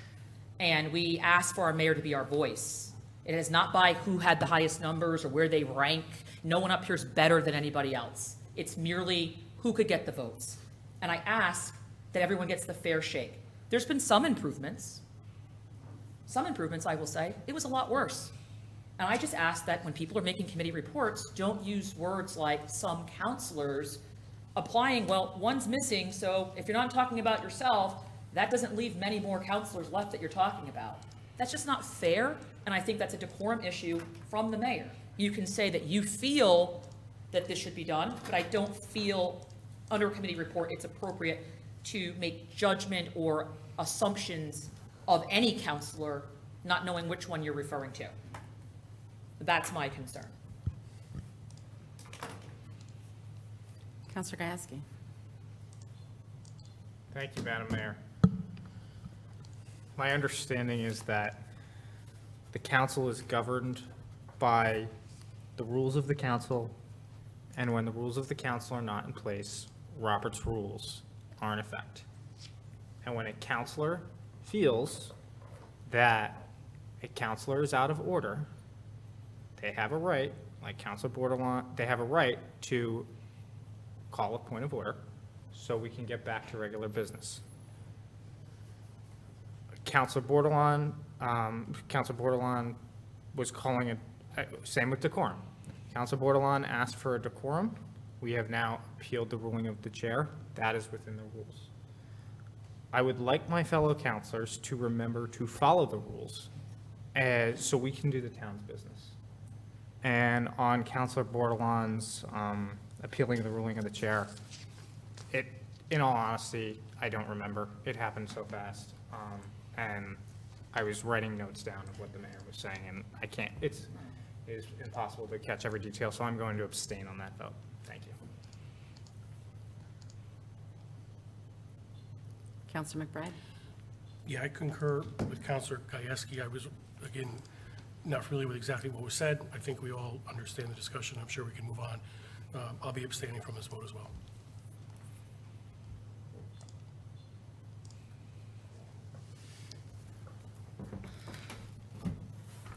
Well, I would like to say that when the business of the council is being done, Robert's rules are in order. And there are decisions by the chair that are being made, such as asking a counselor to stop when they do not have the floor. And when a counselor does not stop, that is a violation of Robert's rules. That is highly inappropriate. And if you read Robert's rules, it's very clear that there are ways to handle situations, and constantly speaking over somebody else when they are trying to speak, especially when you do not have the floor, is a violation. So I am not at all overjoyed about how this situation went. I think it's very inappropriate, and it could have been handled in a different manner, and I would hope that Robert's rules are utilized in the future. And if there's no other comments, we will take a vote on overruling the Councilor Bordelon. I agree. Decorum needs to be followed. And again, I have stated that I have felt like I've been treated unfairly up here, not the same, to the point where it actually has become uncomfortable at times. To the point where it just is just inappropriate, and I agree. And decorum needs to be upheld. And that the way that we avoid situations, we shouldn't have to get to that point. It should be understood that we don't speak for anybody else or make opinions in committee reports about anybody. It shouldn't be allowed. So a committee report should be fact-driven, and we're told always not to speak for anybody else.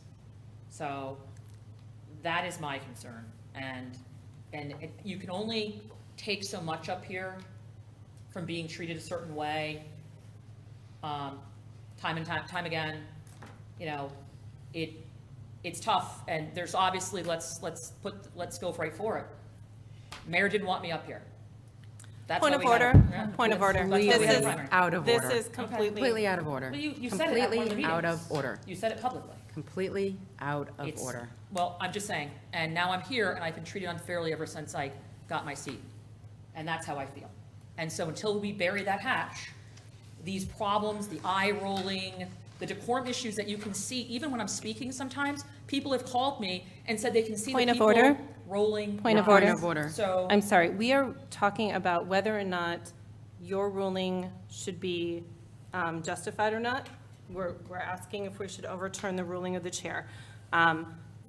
Your concern was decorum, and currently you are not demonstrating decorum. As discussed, there are appropriate there are appropriate ways to handle this. I appreciate the fact that you brought up your concern in an appropriate way, but this is not the time and place to discuss decorum concerns. This is whether or not we are overturning the rule of Sure. the chair. So I'd like to state the topic, please. thank you. So, again, it's been constant. This is something that I've been dealing with for quite some time. And it is always, you know, shouldn't have to call point of order. It should be just, oh, you know what?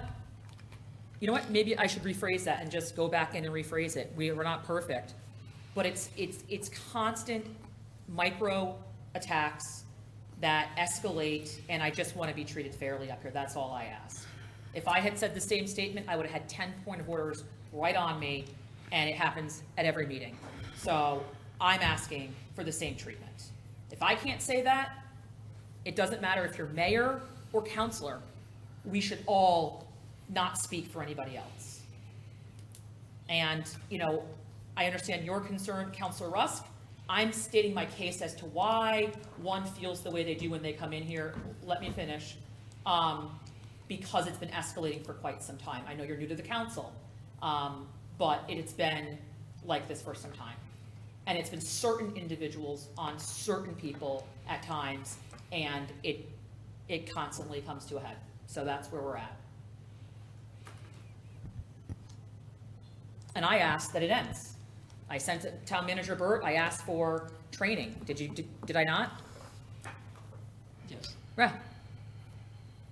There's emails where John Burt has said to me he would try to help work the council to, he agrees that, you know, he was saying that we all need to learn how to talk to each other better. This was even 2 years ago. So how do we get there? To the topic, please. It is a topic. It hasn't improved.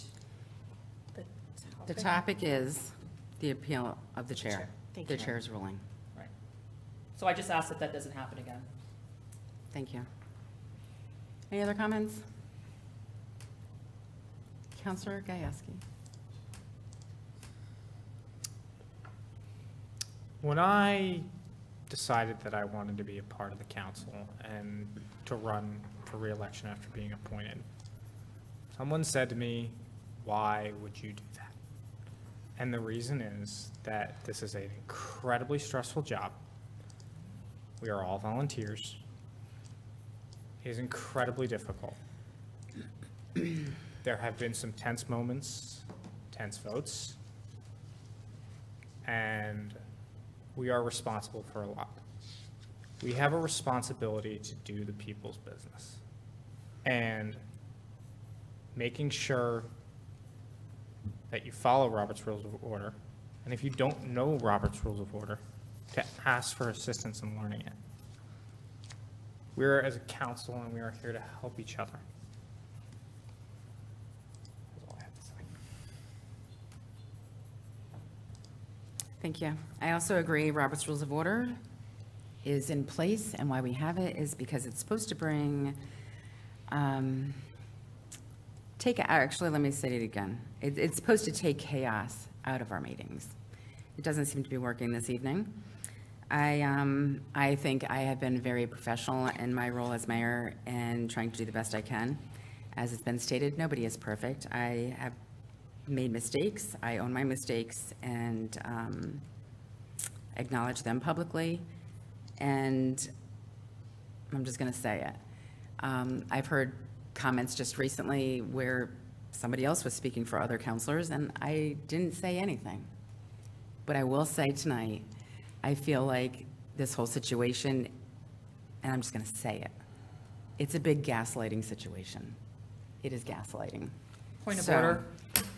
I am going of order? to take, what is your point of order? We are in the middle of a point of, Oh, well, what are you implying by gaslighting, I guess? well, I don't know. So you're not So going to with that, I will take a vote for That's- appealing the chair's I decision. would like to appeal that as well. We are already in the middle of one. So how do we Thank get you. another one? Because I feel like the word gaslighting is highly inappropriate. It very well might be, I'd and like I to- think this whole evening, since we started this, has been highly inappropriate for this whole council, and that we are all dealing with this. I think it's highly So I inappropriate. call point of order on gaslighting. Okay. Thank you. So I'd like to, a ruling, so you're not even acknowledging it. I just acknowledged it. Okay, so, like, I asked for decorum on that. Okay, thank you. Note taken. So you're at. We will be taking a vote on the appealing of the chair's decision.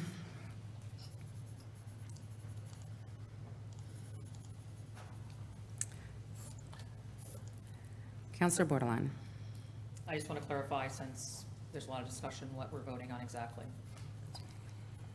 You're appealing the chair's decision, I'm in favor of appealing the chair's decision, yes. so you're a yes. Counselor Rusk. No. Counselor Jones.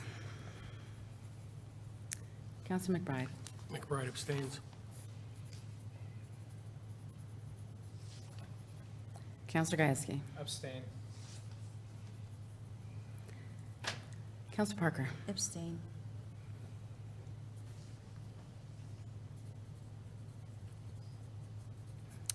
The appeal of the chair has failed 1 to, well, I am also a no, so that fails 1 to 3 to 3.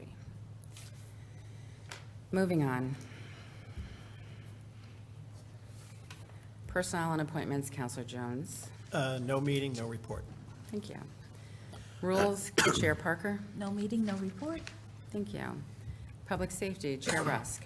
No meeting, no report. We're hoping to meet after the budget session.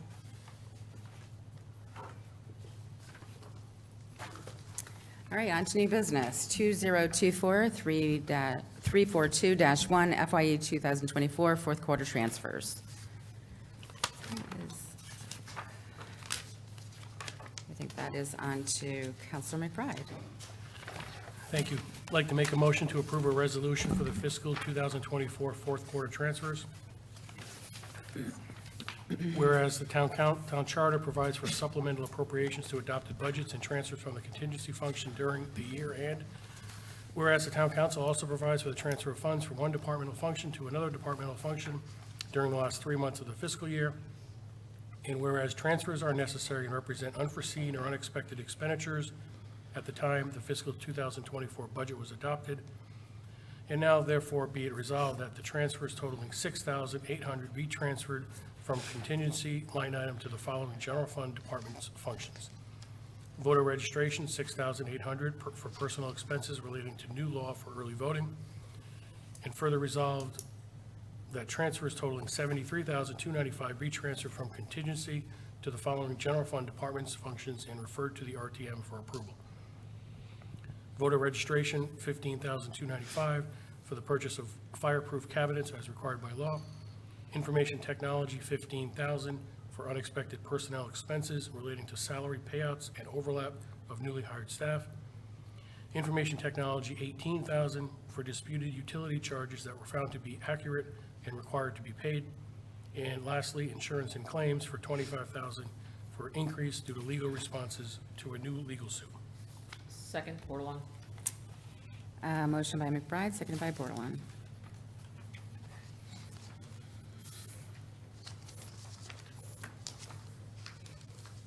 Counselor Bordelon. Yes, to the town manager, where will this leave the funding balance at? We barely used any. I can't see it right off the top of my head, but there's quite a lot left.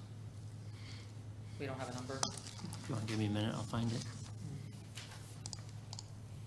And this is, Actually, when do we predict so this would all be done before the audit, right? Or is this after the audit's done? the audit is for 23. Right, okay. So, Yeah.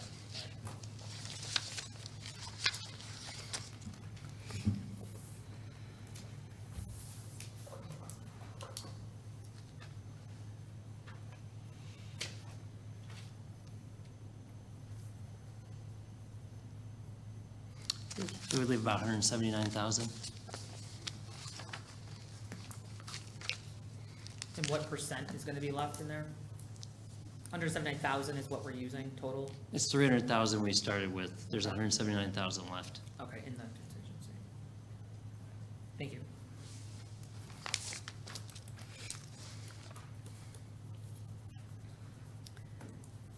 All right, not seeing any other hands, we'll take a vote. 2024-342 FYE 2024 fourth quarter transfers, all in favor? Aye. Aye. Opposed? Abstentions? That passes 7-0 to 0. Up next, 2024-258-2, retiree pension COLA, July 1st, 2024. Counselor Jones. 2024-258 retiree pension COLA, July 1st, 2024. Just read the resolves, right?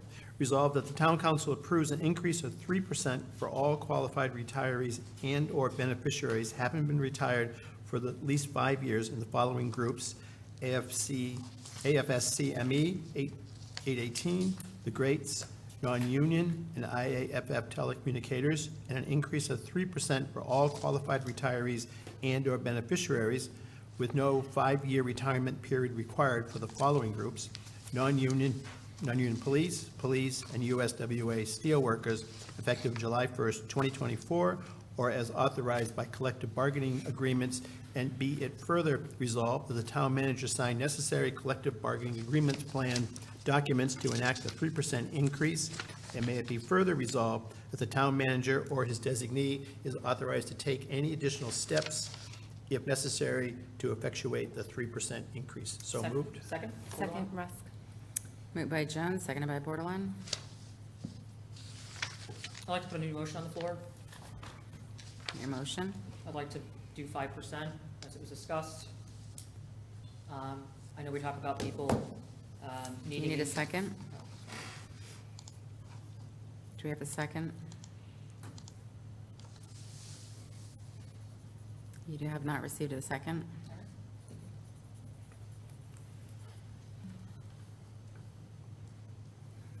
Counselor Bordelon? The percent that's on the floor, it doesn't seem, I'm going to have to support it, but I definitely think higher should have been given. We talk about income and livable wage. It's important to fund retirees and make sure that we're allocating money to help people with the cost of living wage when they're become older and on fixed incomes and retired.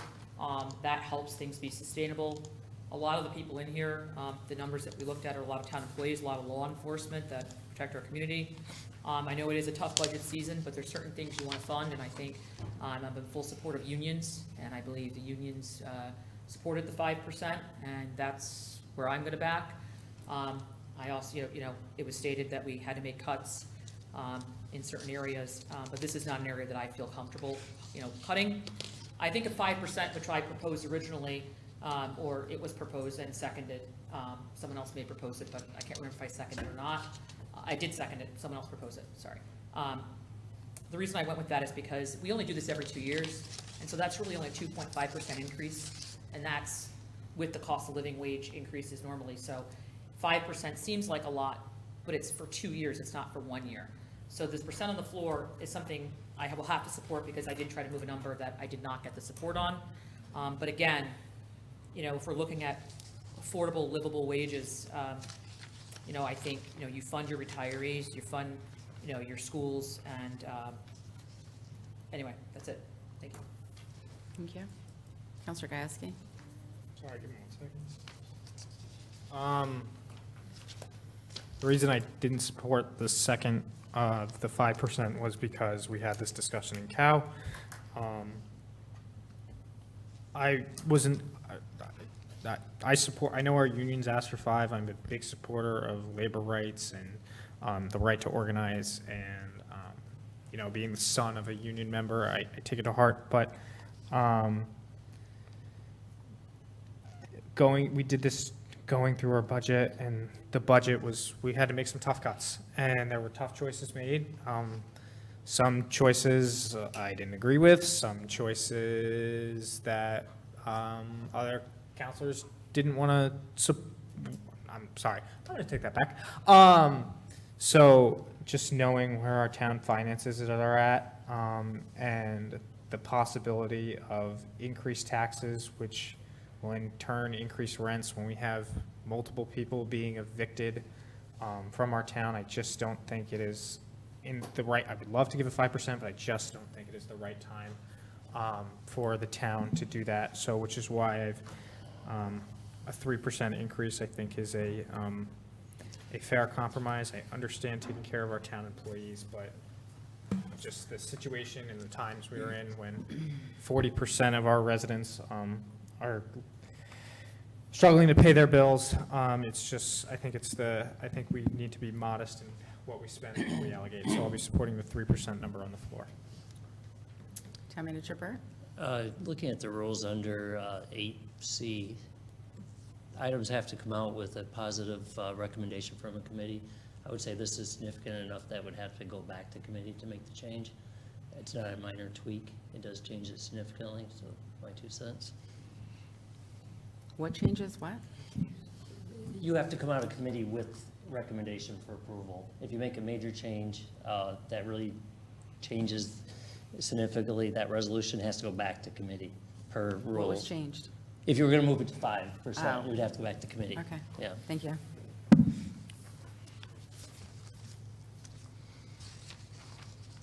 Counselor Bordelon? Yeah, I know it is stated that we're in tough times, and I know we talk about the folks from Ivy Court, and that was stated, and other folks. But when you increase, there are people that could be under fixed income that are not meeting. They could fall in that 40% because they're retirees. They're not qualifying for Social Security. So again, the folks I spoke to that are being affected, actually, so were some of the folks who actually stood up and supported the budget increase while being evicted, because they believe in education, and that is the welfare and well-being and the opportunity for folks to rise above and get a chance to have a better education and overcome the adversities. So there are certain things you want to fund, and the people I spoke to were in full support of the increase for Board of Ed, and they were okay with the taxes going up some for that. I know it was stated that, you know, we have to make cuts. Right, we can make cuts elsewhere too. There were other budget items that could be cut. But we didn't cut those, so we cut some. Point of order? So. And I'm sorry, I know we talked about not point of ordering, but I'm going to do a point of order again. Your point of order, Can we please stay on the topic? Sure. Thank you. please.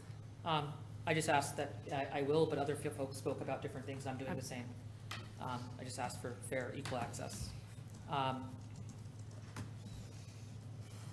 So again, as it was stated by other counselors already, they were cutting this because they were worried about keeping the mill rates low.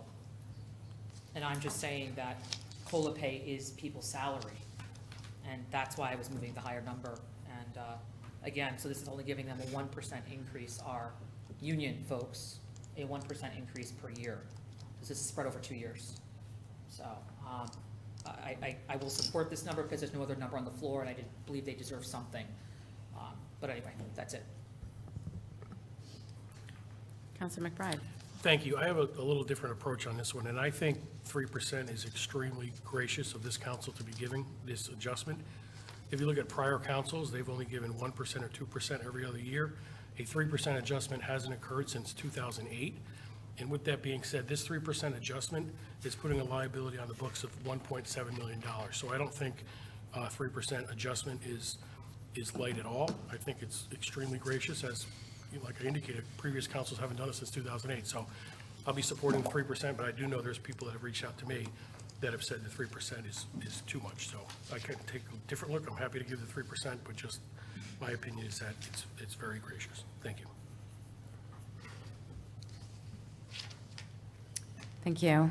I was in full support of the 5%. I will vote on the 3 tonight, as it is the will of the council.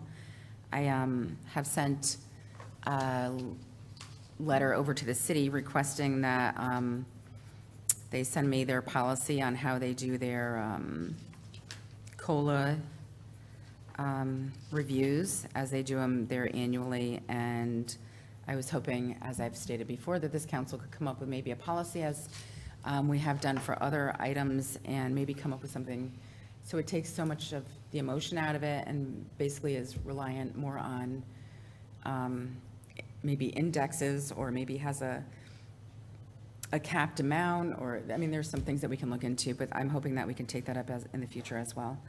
But I will support the 3%. And I don't see any more hands, so we'll take a vote. All those in favor? Aye. Aye. Opposed?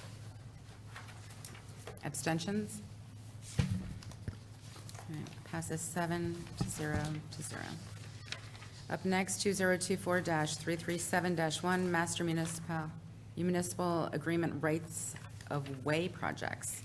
Councilor Rust. Thank you. Would you like to take that? Yes. Item 2024-337, Master Municipal Agreement Rights of Way Projects. Resolved that John Burt, Town Manager, is hereby authorized to sign the agreement entitled, quote, Master Municipal Agreement for Rights of Way Projects, end quote. I so move. Second, Borton. Moved by Russ, second by Bordelon. And as we have with everything on this agenda for new business, we have had full conversations, just for everybody at home, if you're just tuning in, we've had full conversations on these during our committee of the whole, and we're finalizing them tonight. I don't see any hands, so we will take a vote. All those in favor? Aye. Aye. Opposed? Abstentions? Passes 7-0 to 0. Up next, 2024-332-1, Blight Ordinance Revisions, setting public hearing date. Councilor Parker.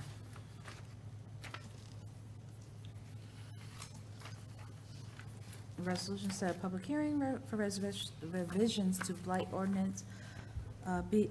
Therefore be it resolved that the town council hereby sets a public hearing for the revisions to the blight ordinance for June 4th, 2024. I so move. Second. Moved by Parker, seconded by Gajewski.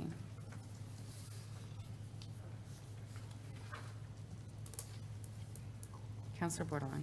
Yeah, I think this is a great first step, but I was happy to hear that there were some there are some concerns, and so I hope people do come out and speak about the blight ordinance. I know we're doing this, I guess, because if I'm understanding right, town manager, there's some new rules from the state that could be applied.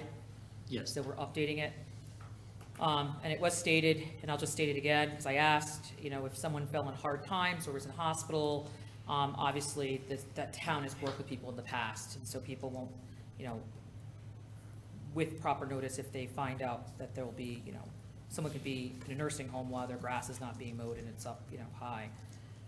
I do have concerns, though, because what's blight to one is not blight to another, and so I do think there may be some concerns, but I just want to ask the town manager with these new rules, will anything else change as defining what is blight as well? Because I did do some research, and it seemed that with applying that, you had to be very clear as to our blight.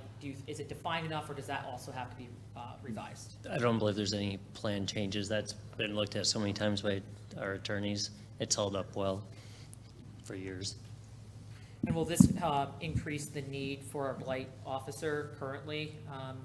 It's unanticipated to now.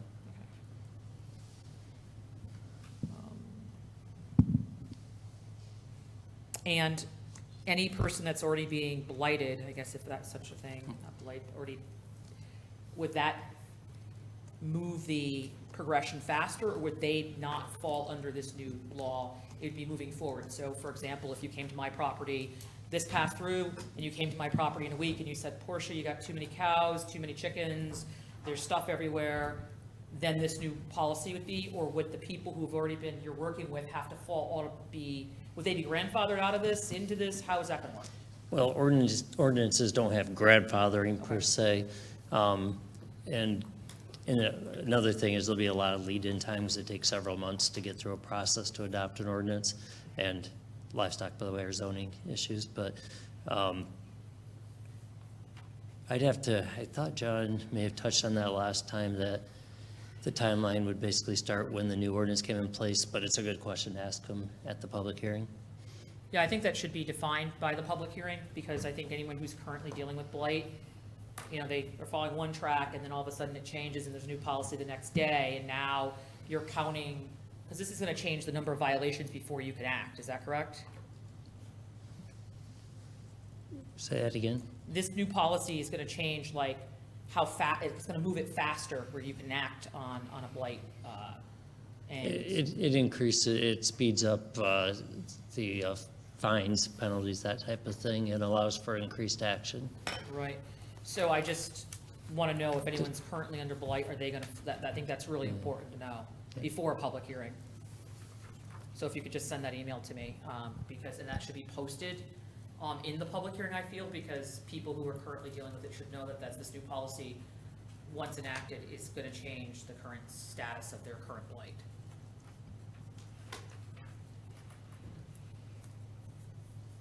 And I think all people that are, if in fact this is going to enact on those, we should be sending out the new policy, letting them all know by mail or however that this new policy is going to start effective immediately, that there's no grace period upon starting.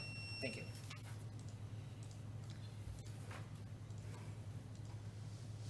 Counselor Gajewski? Thank you, Madam Mayor. I do remember discussing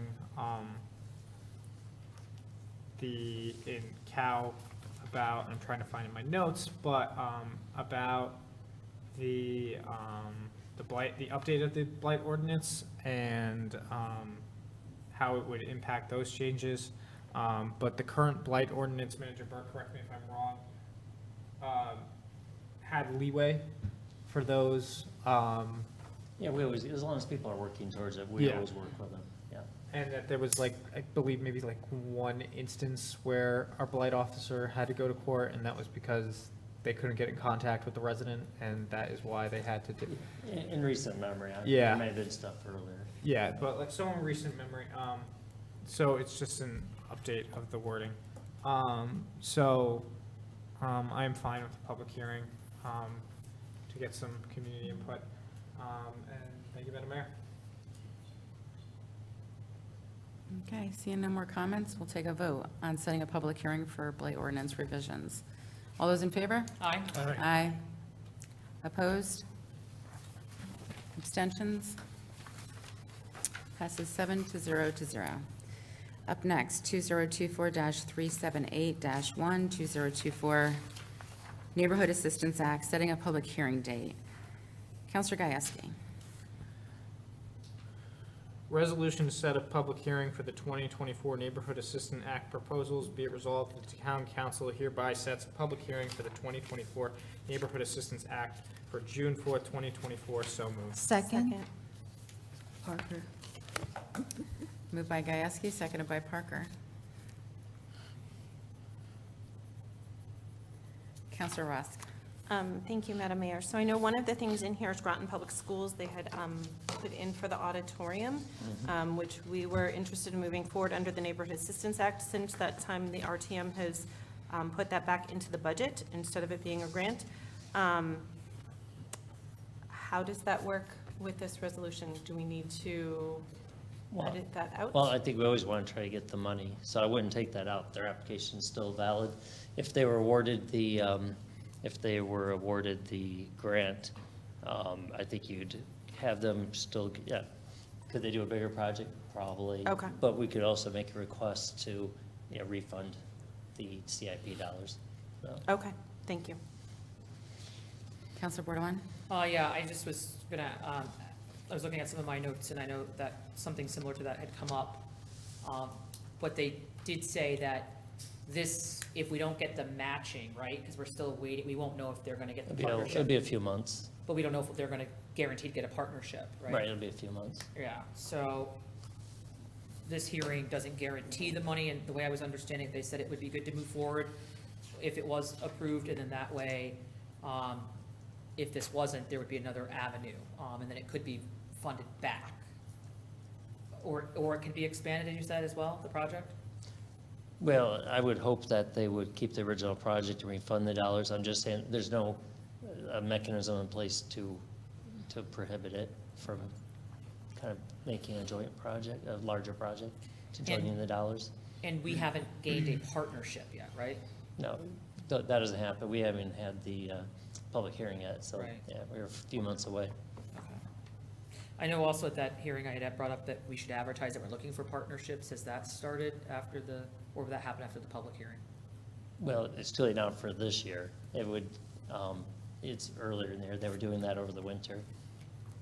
No, so we already have the partners set. Oh, no, the partners, yes, they'll start advertising for partners. Sorry, I misunderstood. Okay. I thought Yeah, because I had asked at applicants, the yeah. last meeting if we Yeah, could post understood, it so we right. could share, because a lot of people out there that have the business that would qualify aren't aware that we even are looking for this.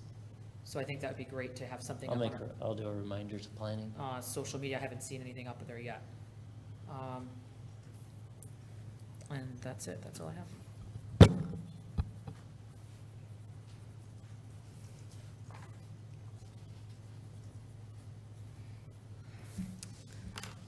All right.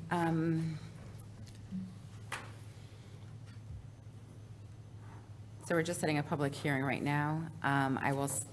Since we've had our last meeting, I had sent this out to some businesses and made them aware of it, that if they would like to have a tax credit and give it to somebody within our community, and so they don't have to send those funds to the state of Connecticut, maybe they could look into this.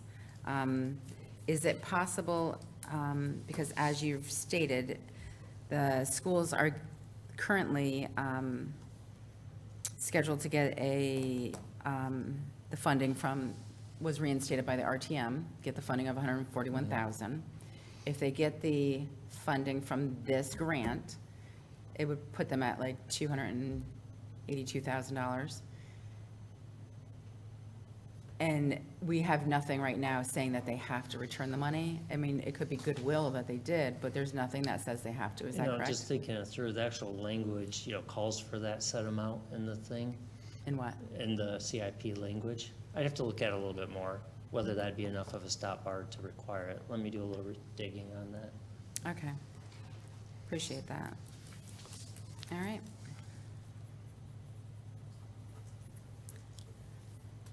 All right, seeing no more hands, we'll take a vote on setting a public hearing for the Neighborhood Assistance Act. All those in favor? Aye. Aye.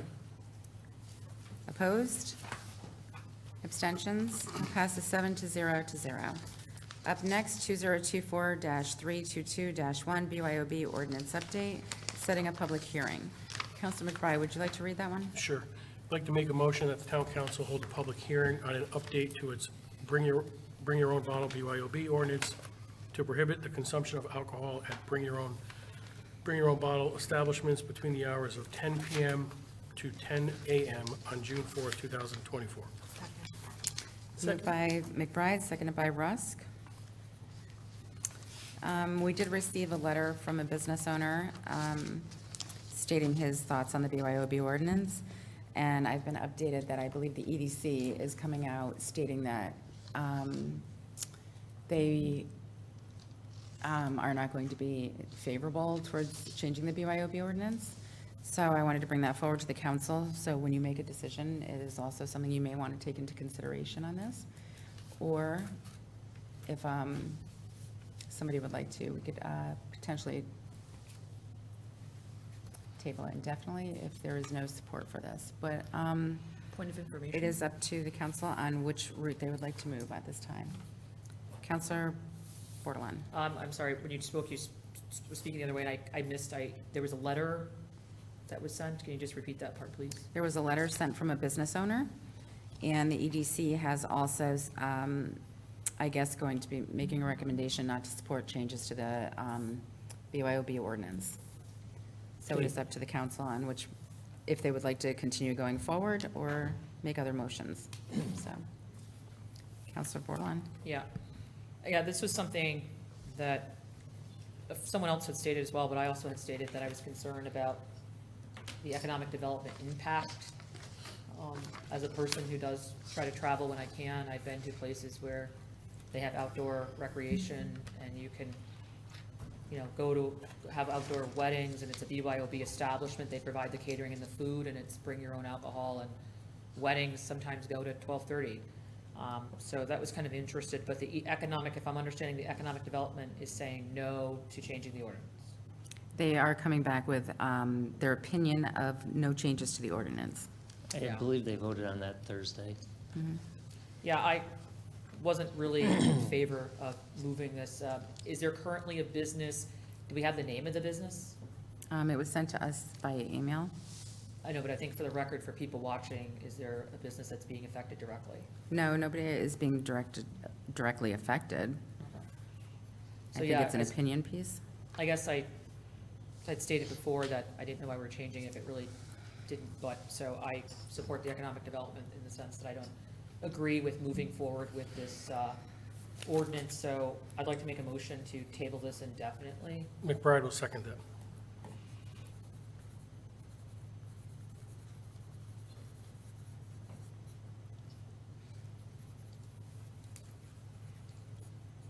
You still have the floor? If our economic development is stating that it wouldn't be good for the economy, it was some of the fears and concerns I had when this was brought forward as to a change when we really don't have any businesses that were affected. It was stated at the time that there were some businesses that were in operation that they didn't want to see return to fruition. But again, I think, we've created a summer destination of sorts, and I think when we start controlling that, we limit our ability to give people their free will and right. Now, the responsibility side falls on the user, obviously, and the establishment. But I think there's plenty, I go to Cape Cod, and there's plenty of places that have been around for many years that operate and have campfires and drive-in movie spots and things like that. So I'm happy to see that the economic development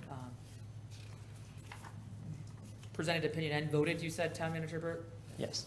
That I definitely have to stand behind that. So, thank you. Councilor McBride? Yeah, I just want to say I was kind of shocked when this came forward too. I'm not in support of it. I think it should be delayed. I think there needs to be more information received by. Point of order. Point of order. I don't believe this motion, a motion to table is not debatable. I just want to make sure we're in the rules. Sorry. Motion to postpone. It's not debatable. Just Just one moment, please.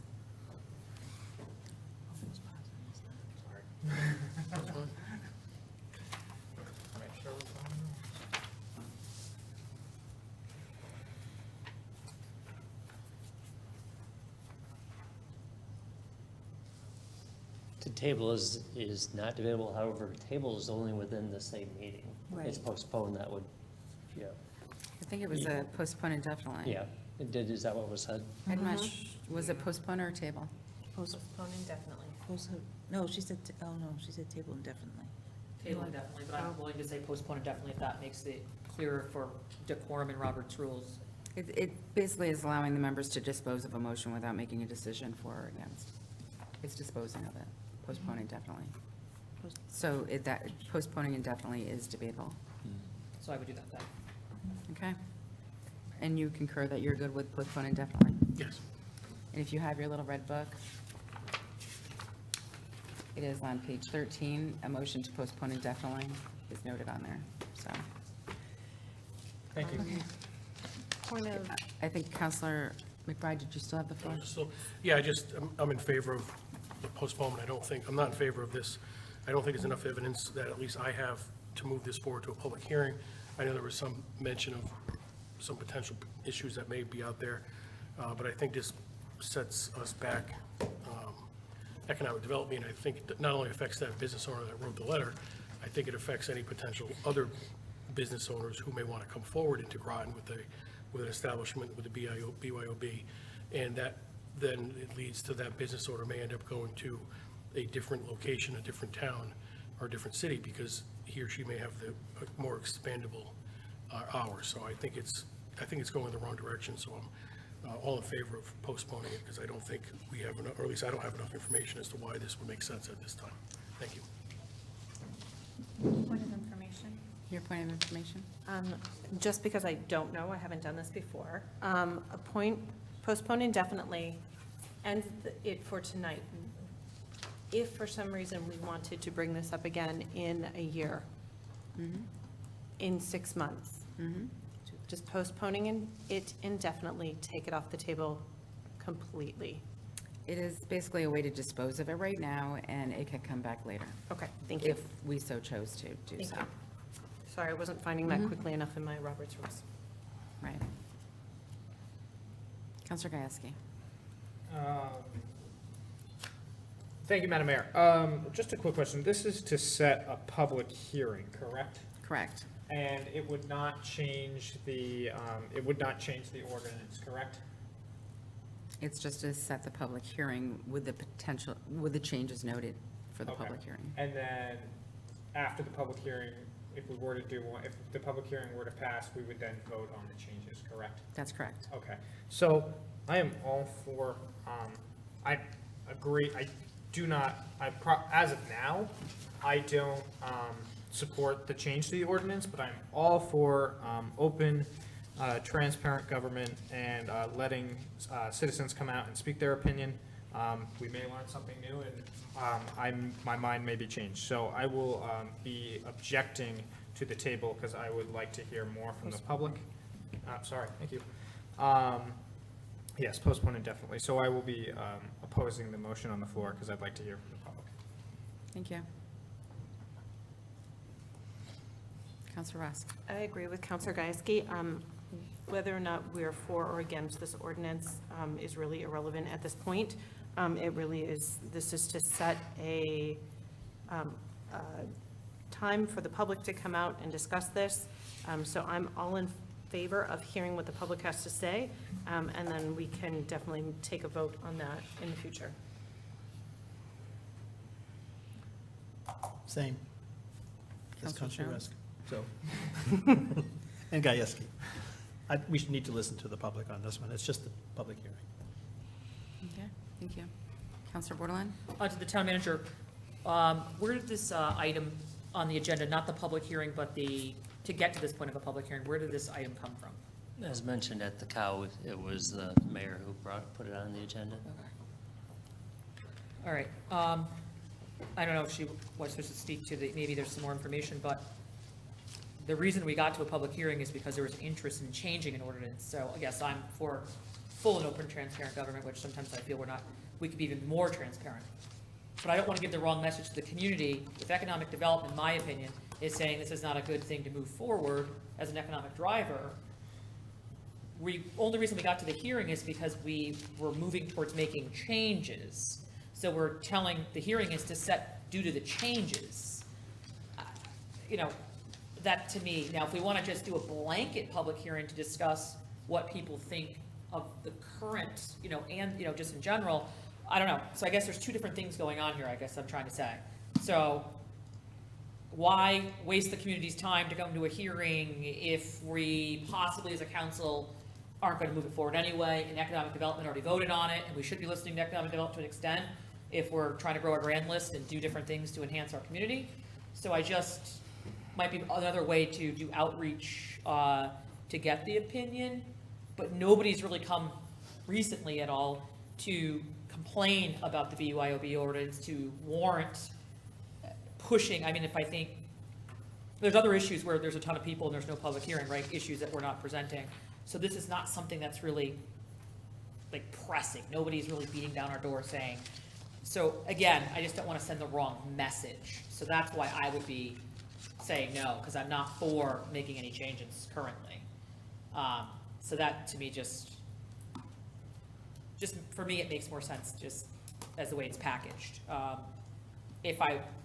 But we've already moved, like the council already moved that we wanted to move to have, this, and now we were moving towards the hearing. So this was already moving along, and then economic development voted and said, not a good idea. They sent a recommendation, would you call it, or just a letter? I'm sorry, It was say just that a one more motion, time? and, sorry. Did the economic development send a recommendation to the council? Not yet.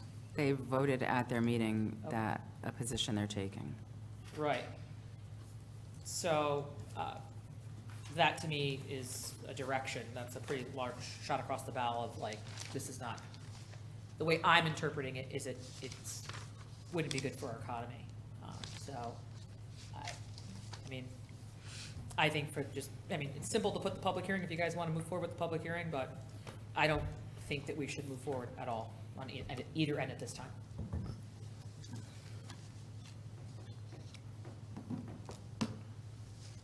Councilor Rusk? Thank you, Madam Mayor. So am I correct in that this was a concern that was expressed by the police? Madam Mayor? There were some issues back when we had a business that was here that would stay open extremely late, and they did not have a liquor license, and they were allowing BYOB on their property, and there was a large concern by the police department on that location, and it was an opportunity at this time to potentially change the timing of it to go maybe till 10 o'clock, because there really are not many, there's very few BYOBs in our community. And it was an opportune time to put in some changes before maybe other businesses come in that may want to be doing the same type of businesses in our community, that we may want to get ahead of it. It's a possibility. So I 100% agree that I don't want to go against anything that would cause issues with economic development in our community. However, I want to hear from everybody involved. I would like to hear what economic development has to say. I would like to hear what potentially the police have to say. I would like to hear what business owners have to say and what community members have to say.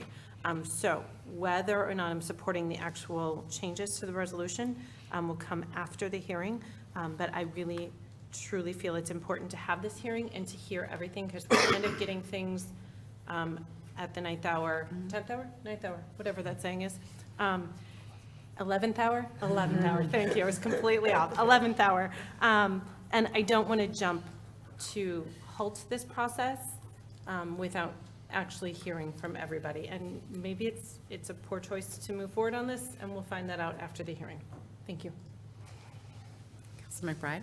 Thank you. I kind of agree. I'm all in favor of transparency in public hearings. I just don't like the word moving forward with a hearing and mentioning the specifics of the 10 to 10, which is a change, which I think implies that at least I, as a counselor, are in favor of that change. So, I mean, can we make an amendment to this motion to just have a public hearing to provide a potential update of numerous times on the bring your own bottle ordinance, as opposed to the times, which I think if I was reading this as a resident, I would be inclined to think the council's moving in that direction. If we want to have a public hearing, why don't we just have a public hearing to discuss changes to, you make it, people want the changes the other way. They want more time.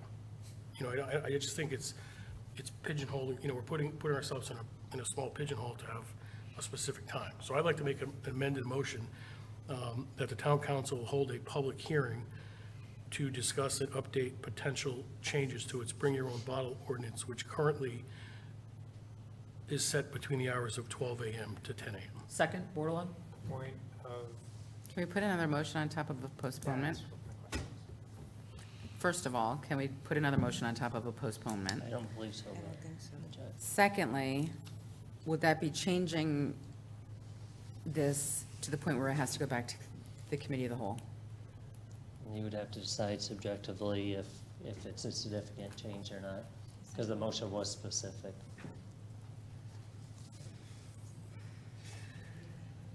Sorry. It's okay, Robert? no. And Robert rules. Oh, yeah. Stonington closed at 10 o'clock. They shut everything down at 10. Stonington. You do wedding and stuff, they shut it off at 10. How does that work? Yeah, because they have a 10 o'clock curfew. Because my daughter was Just very- the rule, please, tonight, sorry. they shut it.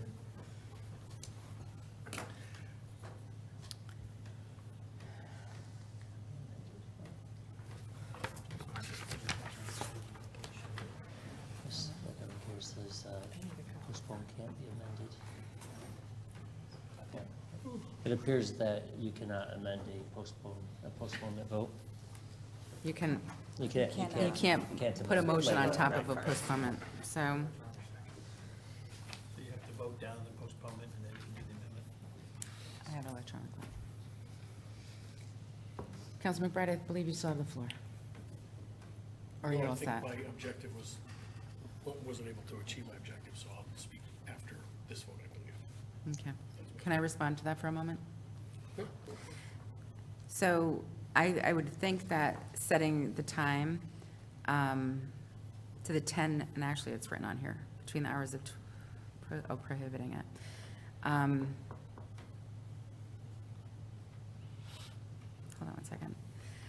Changing the time is even, you could go to a public hearing, and after you receive responses from the public, if we even receive responses from the public on this, you can then take it back to a committee of the whole, request it to be taken back to a committee of the whole, just based on the discussion you heard prior to having, because this might have to go back to the committee of the whole before you set a public hearing, the route you're going, I think. So we could have it open to discussion, and like you said, people could come in and say they want it till even later, or they want it way earlier, or whatever.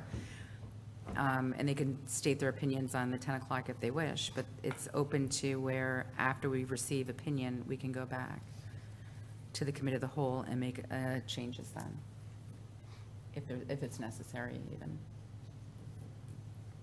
But, so I won't accept the amendment at this time, and are there any more comments? All right, so I'm just going to speak very quickly. I had brought it forward due to some of the explanations that I had already given. It is much different when you have a business allowing alcohol distributed within their business without a liquor license, and there's nobody's there to hold somebody accountable for the situations that are going on within the business. And when things do happen, the liquor authority cannot get involved because there is no liquor license involved. So that, and I do recall when these things were going on before, I did hear a lot from the community members regarding this type of situation, and they wanted us to do more. So that's why it has been brought forward, and but I would probably be open to waiting and just hearing from the public hearing on what people think about the 10 PM and listen to that and actually wait and get the full explanation from the EDC on where they stand. So with that, let's vote on the postponement indefinitely, okay? I had a point of information. Your question? So I could pull off the postpone indefinitely and just do the amendment that Counselor McBride stated if I got the second, and that way it could just go as a blanket public hearing with no times, because, No, it would have to go back to committee of the whole. well, I thought the town manager said it depends if we saw that that was a significant change or not. Since it was introduced as only that 10 to 10, there was never discussion of other times. I think it probably would be a significant change, Oh. have to go back. Okay. Well, all Because he right, said it thank was, you. because he said it was so specific. Got it, thank you. All right, so we're going to vote on the postponement. All those in favor? Aye. Aye. Opposed? Aye. Aye. Abstain. You're abstaining. So that is 2 to 4 to 1 fails.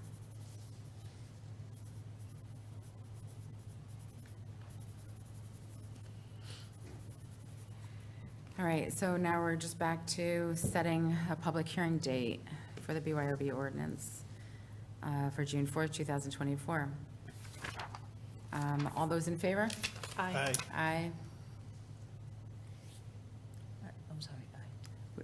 We're voting on the On the, BYOB ordinance update, setting a public hearing date.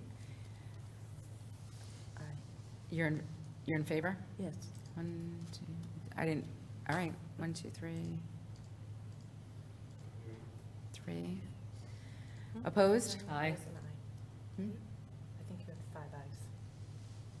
I didn't, you know what, I'm going to do a roll call because I'm not hearing people properly tonight. I apologize. Counselor Bordelon. Just repeat the motion if we're doing it again, just, It's the one, the main motion? no, I'm not in support. Counselor Rusk? Yes. Counselor Jones? Yes. Counselor McBride? No. Counselor Gieske? Yes. Counselor Parker? Yes. I am a yes. That passes 5 to 2. 5 to 2 to 0. All right, moving on to the next item is 2024-111-2, additional early voting locations, setting public hearing date. And that is. Mayor? Realized during this meeting that our merge in the system did not put that resolution in. I see that. However, it is listed on the agenda. You don't have to have the resolution in the packet. If you want to entertain it, it's just a one resolved. I could read it if you want to Okay. entertain it. Sure. Point of information? Your point of information? Is it properly posted at least? Yes. Okay. Resolved that the town council will hold a public hearing on the possible need for additional early voting locations for future elections. The public hearing will be held on June 4th, 2024 at 6:30 PM at the Town Hall Annex 134 Groton Long Point Road in room CR1. Second. Well, we need a motion. John read it. Somebody has to Move that we move the motion. move the motion. Second. So Rusk. Seconded by Bordelon. Sorry, John, I just couldn't write you down as the motion there. And just a point of information, since we don't have it in front of us. Yes? That's for one additional, 2, or it's not specifying, it's open-ended?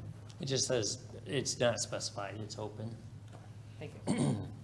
And what is the date? Can you say it one more time? It is June 4th at 6:30 PM in this room, being CR1 of the Town Hall Annex, 134 Groton Long Point Road. Thank you.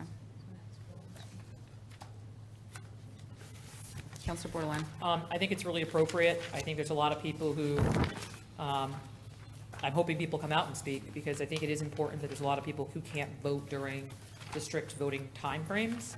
And since people don't always work, Monday through Friday jobs during the day, so as it's not specified, the options, John, are that we could have possibly 2 or 1, is that kind of, or if people have spoken, so they want 3, I mean, Right now, it's what's- people can say whatever they want. Okay, so it's open-ended. I do think I have heard some concerns about not having a early voting station on the city side. So again, I just want to make sure that we're fairly distributing them across all boards. So I'm hoping we get a good turnout.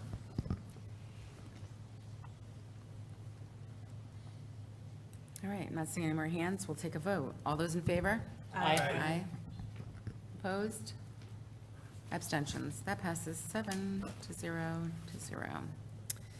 On to other business, open agenda items. Motion to adjourn. Okay. Motion to adjourn by Bordelon. Do we have a second? Second.